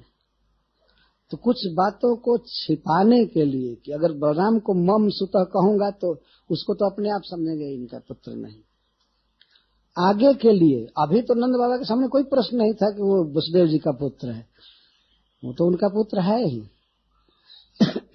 लेकिन दीवाल के भी कान होते हैं, लोग कहते हैं। वसुदेव जी जब बात कर रहे थे नंद बाबा से तो बहुत डर रहे थे, कहीं कोई सुन ले कि जो नंद को लड़का हुआ है उसको अगर कह देते कि मेरा पुत्र, तो ये बात घूम फिर कर कंस के कान में चली जाती थी, दीवाल के कान से कंस के कान में चली जाती। लेकिन यह बात जब बोल दिए वसुदेव जी कि मेरा पुत्र कैसे है, तो अगर कोई सुना भी होगा तो कहेगा कि वो वसुदेव तो कह रहा था रोहिणी के लड़के के लिए, रोहिणी का जो बेटा है वो उसका बेटा है, और नंद का बेटा तो कोई प्रश्न ही नहीं है, वसुदेव का नहीं। वसुदेव ऐसा पूछ रहा था नंद से समाचार। कोई मान लीजिए चुगलखोर निंदक बात सुन लिया वसुदेव जी की और नंद महाराज की, तो जाकर कहता कौन से, तो यही कहता कि वो रोहिणी का जो पुत्र है उसको अपना बेटा कह रहा था, लेकिन नंद का जो बेटा है वो तो नंद का बेटा। इसलिए ये शब्द का प्रयोग किया गया, हे भाई मम सुतः कश्चित मात्रा स भवत ब्रजे। इतना ही पूछ रहे हैं कैसा है, रह रहा है नहीं रह रहा है। इस पर चक्रवर्ती पाजी कहते हैं कि उनके पूछने का आशा है कि आपके ब्रज में ही अभी है ना, कि कहीं कंस के भय से आप भी तो उनको कहीं दूसरी जगह नहीं छिपाए हैं। हो सकता है कि अब भय से आप दूसरी जगह भेज दिए हों, छिपा दिए हों, अथवा कुशल से है ना मेरा बेटा आपके ब्रज में अपनी माँ के साथ, रोहिणी के साथ कुशल से है ना, सह मात्रा अपनी माँ के साथ। तो रोहिणी का भी कुशल पूछ रहे हैं, वो प्रसन्न है ना, ठीक से है ना। तातम भवंतम मनवाना, मेरा पुत्र आपको ही अपना पिता मानता होगा। भवंतम तातम मनवाना, अथवा इसमें एक प्रश्न छिपा हुआ है, मेरा पुत्र आपको ही अपना पिता मानता है ना, इस तरह से पूछा जा सकता है। कुछ टीकाकारों के अनुसार तो श्री बलराम जी 4 महीना बड़े थे, कुछ के अनुसार 8 दिन बड़े थे। जो कुछ भी हो, लेकिन श्रील जीव गोस्वामी जी ने लिखा है कि वे 4 महीने बड़े थे। अभी मैं टीका में पढ़ रहा था, पता नहीं जब का हो जैसा हो, लेकिन वसुदेव जी पूछ रहे हैं बलराम जी के विषय में कि वो तो आपको ही अपना पिता मानता होगा, और भवद्भ्यम उपलालित, आप और जसोदा उसको निज पुत्र की तरह पालते होंगे, लालन कर रहे होंगे। तो वो कैसा है, क्या है, निरोग है ना, सुख से है ना। फिर अपने मन का जो दुख है वसुदेव जी बिना कहे नहीं रहे। कहते पुंसस्त्रिवर्गो विहित सुहृदोऽनुभावितः न तेषु क्लिश्यमानेषु त्रिवर्गोऽर्थाय कल्पते। इस संसार में यदि किसी व्यक्ति के पास त्रिवर्ग हो, त्रिवर्ग का अर्थ धर्म, अर्थ और काम। काम का अर्थ है खूब अच्छा घर हो, घर में सुख की सामग्रियां हो, और अपने पास अर्थ हो, धन हो, और इसके साथ ही साथ वो शुभ कर्म भी कर रहा हो, स्वर्ग आदि प्राप्ति की भी उसे आशा हो, निश्चित हो गया हो, इसको त्रिवर्ग कहते हैं। लेकिन वसुदेव जी कहते हैं कि ये जो त्रिवर्ग है किसी के पास, धर्म, अर्थ और काम, यह सुहृदय अनुभाविता, ये सुहृदों के लिए ये बात कही गई है वेद में। अपने पास जो धन आदि है अपने बंधुओं के लिए है। और सुहृद में सबसे बढ़ करके सुहृद जैसे अपना पुत्र, अपनी पत्नी, अपने माता पिता, भाई, ये सुहृद होते हैं किसी के, सुंदर हृदय वाले, मतलब अनुकूल हृदय वाले। तो किसी के पास कोई धन है या अच्छा घर है या अच्छी गाड़ी है, कुछ भी है, तो किसके लिए है? सुहृदय अनुभावित, बंधुन अनुभावित, अपने बंधुओं के लिए है, ऐसा वेद कहता है, ऐसा शास्त्र कहता है। लेकिन जब नतेषु क्लिश्य माने से, जब अपने बंधु ही कष्ट में हो, जब अपनी पत्नी कष्ट में हो, अपना बच्चा कष्ट में हो, अपना भाई, अपने माता पिता ही जब विपत्ति में हो, कष्ट में हो, तो ये धन किस काम आएगा? ये सब सुख की सामग्रियां किस काम में आएंगी? ये सब व्यर्थ हैं। यद्यपि मेरे पास बहुत धन है, वसुदेव जी कहते हैं कि भगवान के जन्म के कारण उनके घर में भी समृद्धि हो गई थी। यद्यपि मेरे पास बहुत धन है, बहुत सुंदर भोग की सामग्रियां हैं, सब कुछ है, लेकिन आज ऐसा दिन है कि मैं अपने बच्चे को घर में नहीं रख सकता, हमारी पत्नी हमसे दूर रहती है, तो ये सुखकर नहीं प्रतीत हो रहे हैं धन आदि, आज मुझे दुख दे रहे हैं। बड़ा ही संवेदना में गहरा भाव इसमें छिपा हुआ है। हम लोग पढ़ते हैं गीता में, युद्ध के पहले अर्जुन भी इसी तरह की बात कहते हैं, जेषाम अर्थे कांक्षितम नो राज्यम भोगा सुखानि च तयमेव स्थिता युद्धे प्राणंस त्यक्त्वा धनानि च। हम जिनके लिए राज्य चाहते हैं और जिनके लिए हम सुख चाहते हैं, वे सब तो यहाँ मरने के लिए तैयार हैं। तो हमको राज भी मिलेगा तो हम राज लेकर क्या करेंगे? राज चाहते हैं अपने भाई के लिए या अपने बंधुओं के लिए, और वही सब जब सब मर जाएंगे तो राज्य किस काम आएगा, भोग किस काम आएगा? तो वसुदेव जी अब ये एक प्रकार का विलाप कर रहे हैं कि हाय हमारे पास सब कुछ है, लेकिन जिनके लिए ये धन है वे तो आज परदेश में रह करके जीवन किसी तरह गुजारा कर रहे हैं, जीवन के दिन काट रहे हैं। मैं चाहते हुए भी अपनी पत्नी को न कपड़ा दे सकता हूँ, न अलंकार दे सकता हूँ, न उसके साथ बातचीत कर सकता हूँ, और चाहते हुए भी अपने पुत्र को अपने पास नहीं बुला सकता। और विशेष करके पीड़ा हो रही है आधी रात के समय जिस बच्चे को पहुंचाए हैं उसके लिए। क्या करेगा धन रह करके, सुख की सामग्री की, मैं बच्चे को कुछ भी दे नहीं पाया। तो यहाँ पर बहुत सुंदर सिद्धांत ध्वनित है कि जब अपने बंधु कष्ट में रहते हैं तो फिर धन आदि सुखकर नहीं होता है। जिसके लिए धन है वही सब दूसरी जगह रह रहे हैं, और छिप करके, ये भी कि नहीं कि पता हो ठीक से, आना जाना लगा हो, नहीं। रोहिणी जी को बहुत छिपा करके रखा गया था। जब कंस कारागृह में बंद कर दिया देवकी वसुदेव को, तो वसुदेव जी ने बताया अक्रूर जी को कि हमारी सभी पत्नियों को आप पहुंचा दीजिए इधर उधर। सब वो हटाई गई छिपा करके, जमुना में नौका लाई गई, मथुरा में नौका से पार करके, और तब अक्रूर जी भेजे नंद महाराज के यहाँ। और वसुदेव जी की और पत्नियां भी अन्य बंधुओं के पास गई थी, एक भी पत्नी अपने पास नहीं थी, न एक भी बच्चा अपने साथ। तो बहुत दुखद बात थी उनके लिए।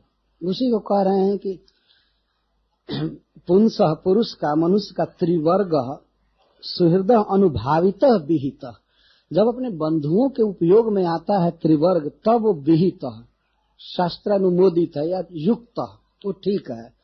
लेकिन न तेसु क्लिश्य माने से, जब अपने बंधु ही दुख भोग रहे हैं तो त्रिवर्ग अर्थाय न कल्पते परंतु दुखाय एवं कल्पते, से कोई सुख नहीं होता है बल्कि दुख होता है। तो एक अद्भुत परवस्था है, चाहते हुए भी बच्चे को कुछ दिया नहीं जा सकता, पत्नी को दिया नहीं जा सकता, बड़ा दुख हो रहा है। नंद महाराज सांत्वना देते हैं वसुदेव जी को। श्री नंद उवाच अहो ते देवकी पुत्रा कंसेन बहवो हतः एका वशिष्ठा वर्जा कन्या सापि दिवं गता। रोते हुए वसुदेव जी को नंद महाराज सांत्वना दे रहे हैं, और पहले तो अपनी संवेदना प्रकट कर रहे हैं। अहो, इति खेद, बहुत दुख की बात है कि ते बहवः पुत्राः कंसेन हता, आपके बहुत पुत्र कंस के द्वारा मार दिए गए। वसुदेव जी के और भी पुत्र हैं, लेकिन वे दूसरी स्त्रियों से हैं, इसलिए यहाँ देवकी पुत्र शब्द का प्रयोग किया गया है। देवकी से उत्पन्न आपके बहुत पुत्र मार दिए गए। 6 पुत्र तो कारागृह में मारे गए थे, और 7वां तो खैर अदृश्य हो गया, तो उसको मारना ही कहते हैं। और 8वीं बच्ची हुई थी, वो भी उड़ गई, तो कंस के कारण ही उड़ी, इसलिए कंसेन, नंद बाबा कहते हैं सबको कंस ने मारा। भले कोई आकाश में उड़ी तो कंस के कारण उड़ गई थी, इसलिए वो कह रहे कंसेन बहवः हता, बहुत से पुत्रों को मारा। बहुत दुख की बात। एकावशिष्टा वर्जा, एक अवर्जा, जो अवर्जा बाद में उत्पन्न हुई थी, छोटी बेटी आपको जो हुई, तो छोटी बेटी हुई तो वह भी मैं सुनता हूं कि सापी दिवम गता, वो भी आकाश में उड़ गई। हाय रे दुर्भाग्य, जब कोई विपत्ति का समय होता है तो इस तरह की घटना होती है। कहीं कोई जन्म लेकर के लड़का, बच्ची या बच्चा आकाश में उड़ता है, लेकिन मैं सुना कि जो बच्ची हुई थी वो भी साथ छोड़कर भाग गई। सापी दिवम गता। एकावशिष्टा कन्या ने सुना कि 7 पुत्र को तो मार दिया, लेकिन एक बच्ची हुई आपको 8वें गर्भ के रूप में, और उसको भी कंस मारना चाहा, तो सा कन्या अपनी दिवंगता, वो भी दिवंगत हो गई। तो दिवंगत का अर्थ तो आकाश में चली गई, और एक दिवंगत का अर्थ मरना भी होता है। लेकिन यहाँ नंद महाराज का आशय मरने से नहीं है। वो सुने थे कि वो कन्या दुर्गा जी थे, तो दुर्गा जी को भी चाहिए था कि कम से कम 100 वर्ष रहें पुत्री बन करके वसुदेव जी की, लेकिन वो भी चली गई। कन्या सा अपनी दिवंगता है। जो पुत्र नहीं भी होते हैं किसी को, तो पुत्री होती है तो उतना ही आनंद माना जाता है, कोई बात नहीं। बच्ची है तो संतोष की बात होती है, कोई चिंता नहीं करनी चाहिए। और अपना जो दामाद होता है वो अपना बेटा माना जाता है। तो नंद महाराज यह शोक प्रकट करते हैं कि चलो 6 पुत्र मारे गए, 7 पुत्र मारे गए, एक बेटी भी रह गई होती तो कुछ सांत्वना होती देवकी को, लेकिन वह भी नहीं रहे। तो वसुदेव जी रो रहे थे, कपड़े से आंसू पोंछ रहे थे, बार बार दुखी थे, खास करके स्वात्मजयो हो कृष्ण और बलराम की चिंता करके। तब वसुदेव जी नंद महाराज सांत्वना देते हैं, नूनम यदृष्ट निष्ठो यम अदृष्टम अदृष्ट परमो जनः अदृष्टमात्मनस्तत्वं यो वेद न समूह्यति। वे कहते हैं, ज्ञान दे रहे हैं नंद महाराज, और नंद महाराज के मुख पर सरस्वती जी बोल रही है। नूनम यदृष्ट निष्ठोयम, अयम जन, खासकर मनुष्य को जन कहते हैं, जो जन्म मृत्यु में पड़ा हुआ है उसको जन कहते हैं। जायते इति जन, जो जन्म ले उसको जन कहते हैं। अयम जन, यह जो जन समुदाय है, अदृष्ट निष्ठा, अदृष्ट निष्ठा समाप्तिर जस्य, अदृष्ट निष्ठा, कब कौन मर जाएगा, कब कौन समाप्त हो जाएगा, ये कुछ देखा नहीं जा रहा है। यहाँ अदृष्ट का अर्थ कर्म, पता नहीं कब किसका क्या कर्म है। तो अदृष्ट ही, अदृष्ट में निष्ठा है, कब कौन कहाँ चला जाएगा इसको कहा नहीं जा सकता। इसीलिए जो आगे कर्म फल आने वाला है, जब बना हुआ है, उसको संस्कृत में अदृष्ट कहते हैं। न दृष्ट अदृष्ट, कोई नहीं देख रहा है। जैसे रेल दुर्घटना हुई तो कोई देख नहीं रहा था कि इतने लोग इतना जल्दी मर जाएंगे अकस्मात। तो ये जो मनुष्य है उसकी निष्ठा, उसकी समाप्ति अदृष्ट है, कब समाप्त हो जाएगा कोई पता नहीं, कब शरीर छोड़ जाएगा, कब कहाँ चला जाएगा। क्यों? कि अयम अदृष्ट परमो जन, परम का अर्थ कंट्रोलर, अदृष्ट ही मनुष्य का कंट्रोलर है, नियामक। अदृष्ट मतलब कर्म या ईश्वर, ईश्वर ये कर्म के बस में मनुष्य है। अदृष्टम आत्मनोस्तत्वम, आत्मा का जो वास्तविक रहस्य है वो है अदृष्ट। आत्मा अदृष्ट के वश में है। इस बात को जो जानता है न सम्मोह्यति, वो मोह में नहीं पड़ता है, अज्ञान में नहीं पड़ता है। इसलिए आपको ये बात मानकर संतोष करना चाहिए कि सभी अपने कर्म का फल भोग रहे हैं, कर्म के वश में है। कब कौन किसके साथ पुत्र बनकर रहेगा नहीं रहेगा कोई ठीक नहीं है। तो जो आपके पुत्र कंस के द्वारा मारे गए उसके लिए चिंता मत कीजिए, क्या किया जाएगा, कोई शक्ति है ही नहीं, अदृष्ट के वश में। लेकिन सरस्वती जी का भाव यह है नंद महाराज के जिह्वा पर कि आप चिंता मत कीजिए। जैसे आपको पता नहीं था कि आपके पुत्र मार दिए जाएंगे, तो आपको ये पता नहीं है कि हो सकता है वे मरे हुए पुत्र आपको फिर मिलेंगे, फिर जीवित किए जाएंगे। और वास्तव में वे आए थे। माता देवकी ने उनको दूध पिलाया, भगवान लाए थे बाद में अपने मरे हुए भाइयों को। तो नंद महाराज के जिह्वा पर सरस्वती जी यह भाव व्यक्त कर रही कि आप चिंता मत कीजिए। जैसे सत्यवान मर गए थे लेकिन सावित्री ने उनको पुनः जीवित कर लिया, तो उसी प्रकार से आपके पुत्र फिर आपको मिलेंगे। और सारस्वत अर्थ एक और था कि जिस पुत्र की आप इतनी चिंता कर रहे हैं वो 11 वर्ष के बाद आपके ही पास आएगा, आप चिंता मत कीजिए। और उसकी सुरक्षा के लिए आप चिंता मत कीजिए। नंद महाराज नहीं बोल रहे हैं, लेकिन इन वाक्यों से ध्वनित हो रहा है अदृष्टम आत्मन तत्व। आज तो आप ये सोच रहे हैं कि हमसे पुत्र बिछुड़ गए या मर गए, तो मरे हुए जीवित होंगे और बिछुड़ा हुआ पुत्र मिलेगा। अब जिस पुत्र के लिए इतना लालायित हैं, रो रहे हैं, वो आपका पुत्र है, आप चिंता मत कीजिए, वो थोड़े ही काल में आपके पास फिर आएगा। और भगवान ने ब्रज में रहकर फिर मथुरा गए। तो नंद महाराज तो सांत्वना दे रहे हैं अपनी बुद्धि से, लेकिन सरस्वती जी जो बोलने में परम प्रवीण है, नंद महाराज के जीभ पर बैठकर वसुदेव जी को इस तरह सांत्वना दे रहे हैं, आप चिंता मत कीजिए, आपका वियुक्त पुत्र आपको शीघ्र ही मिलेगा और आपके मरे हुए पुत्र भी आपके पास फिर आएंगे। जब वसुदेव जी ने यह सुना नंद महाराज के मुख से कि 8वें संतान के रूप में वो कन्या आई थी, वो भी आकाश में चली गई, तो वसुदेव जी निश्चिंत हो गए। वो समझ गए कि नंद बाबा को इसका कोई पता नहीं है।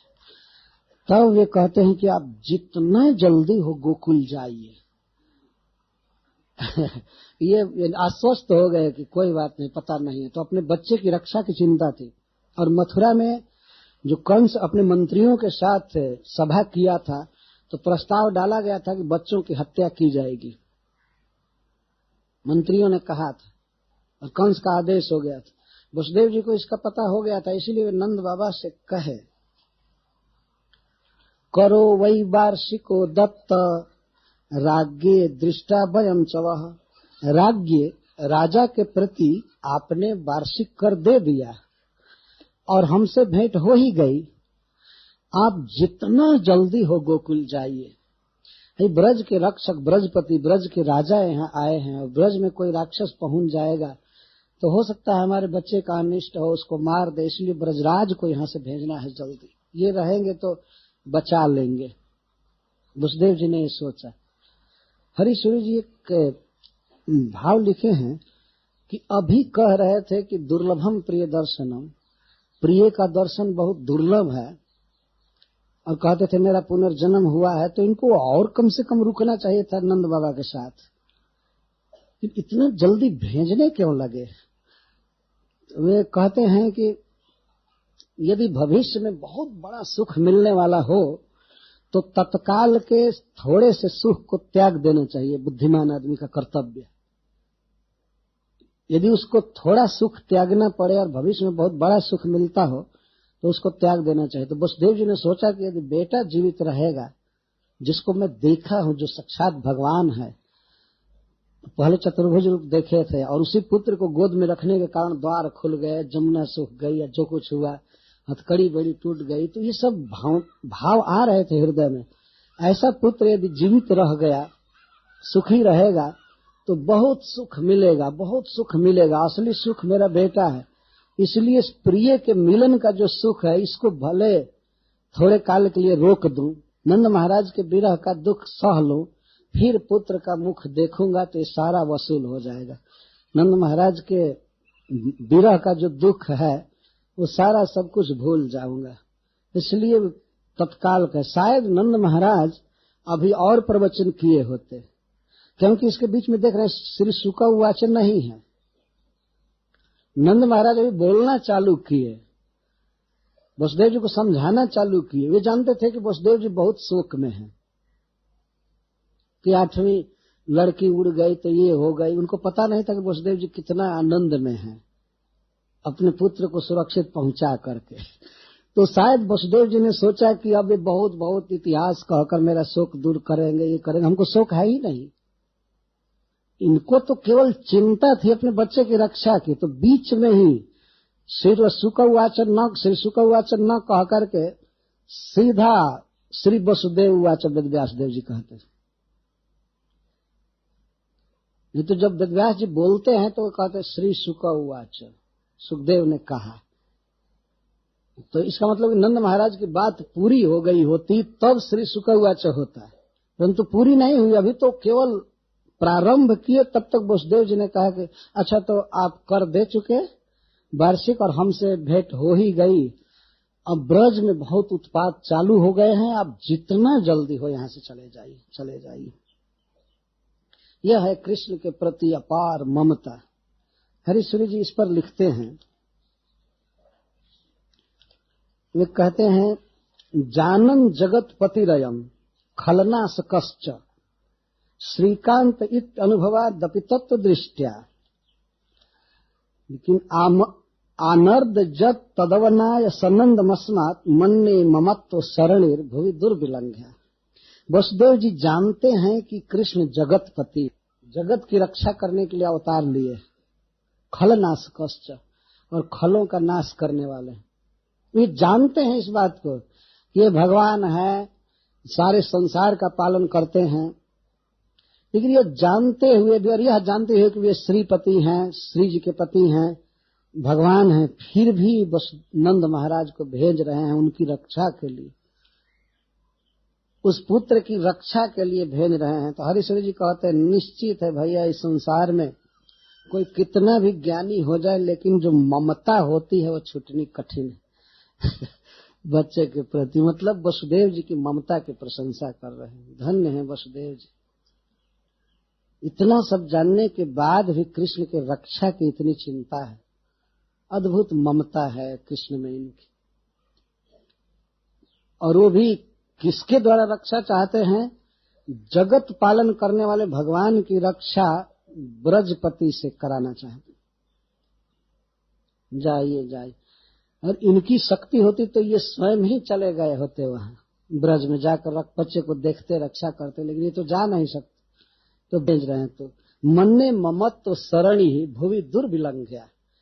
इस संसार में ममता की जो सरणी है, पद्धति है, उसको लांघना बड़ा कठिन है। तो अंततः यह सिद्ध हुआ कि वसुदेव जी में ऐश्वर्य भाव तो था, लेकिन ममत्व ही विजयी हुआ। नहीं तो निश्चिंत रहते गए वो भगवान है, क्या भेजना है नंद महाराज को। नंद जी आप यहीं रहिए 2-4 दिन खाएं पिए, और तो कंस को भी मार देंगे, कोई डरने की बात नहीं नहीं भेज। तो इस प्रकार जब नंद बाबा ने सुना कि ब्रज में उत्पात होने वाला हो रहा है, इन्होंने कहा कि संति उत्पाताश्च गोकुले, गोकुल में उत्पात हो रहे हैं, होंगे ऐसा नहीं कहा। वर्तमान सामीप्य वर्तमानवत, पाणिनि ने अपने व्याकरण सूत्र में कहा है कि कोई घटना यदि बहुत जल्दी होने वाली है भविष्य में, तो उसको वर्तमान के समान वर्णन किया जा सकता है। जैसे तत्काल वर्षा होने वाली है तो कह दिया जाएगा वर्षा हो रही है, ये नियम है। तो घटना तुरंत होने वाली है, पूतना पहुंचने वाली है ब्रज में।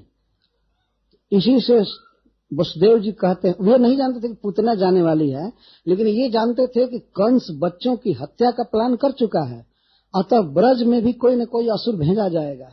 कुछ राक्षस भेजे जाएंगे, इसलिए वे नंद बाबा को भेज रहे हैं कि जाइए जल्दी। तो नंद बाबा ये बात सुनते ही तैयार हो गए। इति नंदादयो गोपा प्रोक्तास्ते सौरिणा ययु। सूर नंदन वसुदेव जी ने जब इस प्रकार की बातें कहा तो नंद आदि गोप तत्काल तैयार हो गए और अपने बैलों को गाड़ी से जोते, गाड़ियों में नादे जोते, और फिर वसुदेव जी से गले से मिल करके अच्छा तो हम चलते हैं। उनको नंद बाबा को बहुत चिंता थी अपने बच्चे की रक्षा की, तो फिर अखबार भर के मिले और तत्काल चल दिए। लेकिन रास्ते में चलते समय नंद बाबा यही सोच रहे हैं कि वसुदेव जी की बात मिथ्या नहीं हो सकती है। नंद पथि बचा सौरे नम्र से विचिंतन हरिम जगाम शरणम उत्पातागम शंकर। वे भगवान की शरण लिए भगवान को मनाते हुए जा रहे थे कि कोई उत्पात हो सकता है। बहुत जल्दी जल्दी गाड़ी हाँक रहे थे ब्रज में पहुंचने के लिए। कि भगवान पर विपत्ति न आवे, उन पर संकट न आए, उनको बचाने के लिए नंद बाबा दौड़ रहे बैलगाड़ी से, और वसुदेव जी इधर चिंता में पड़े हुए।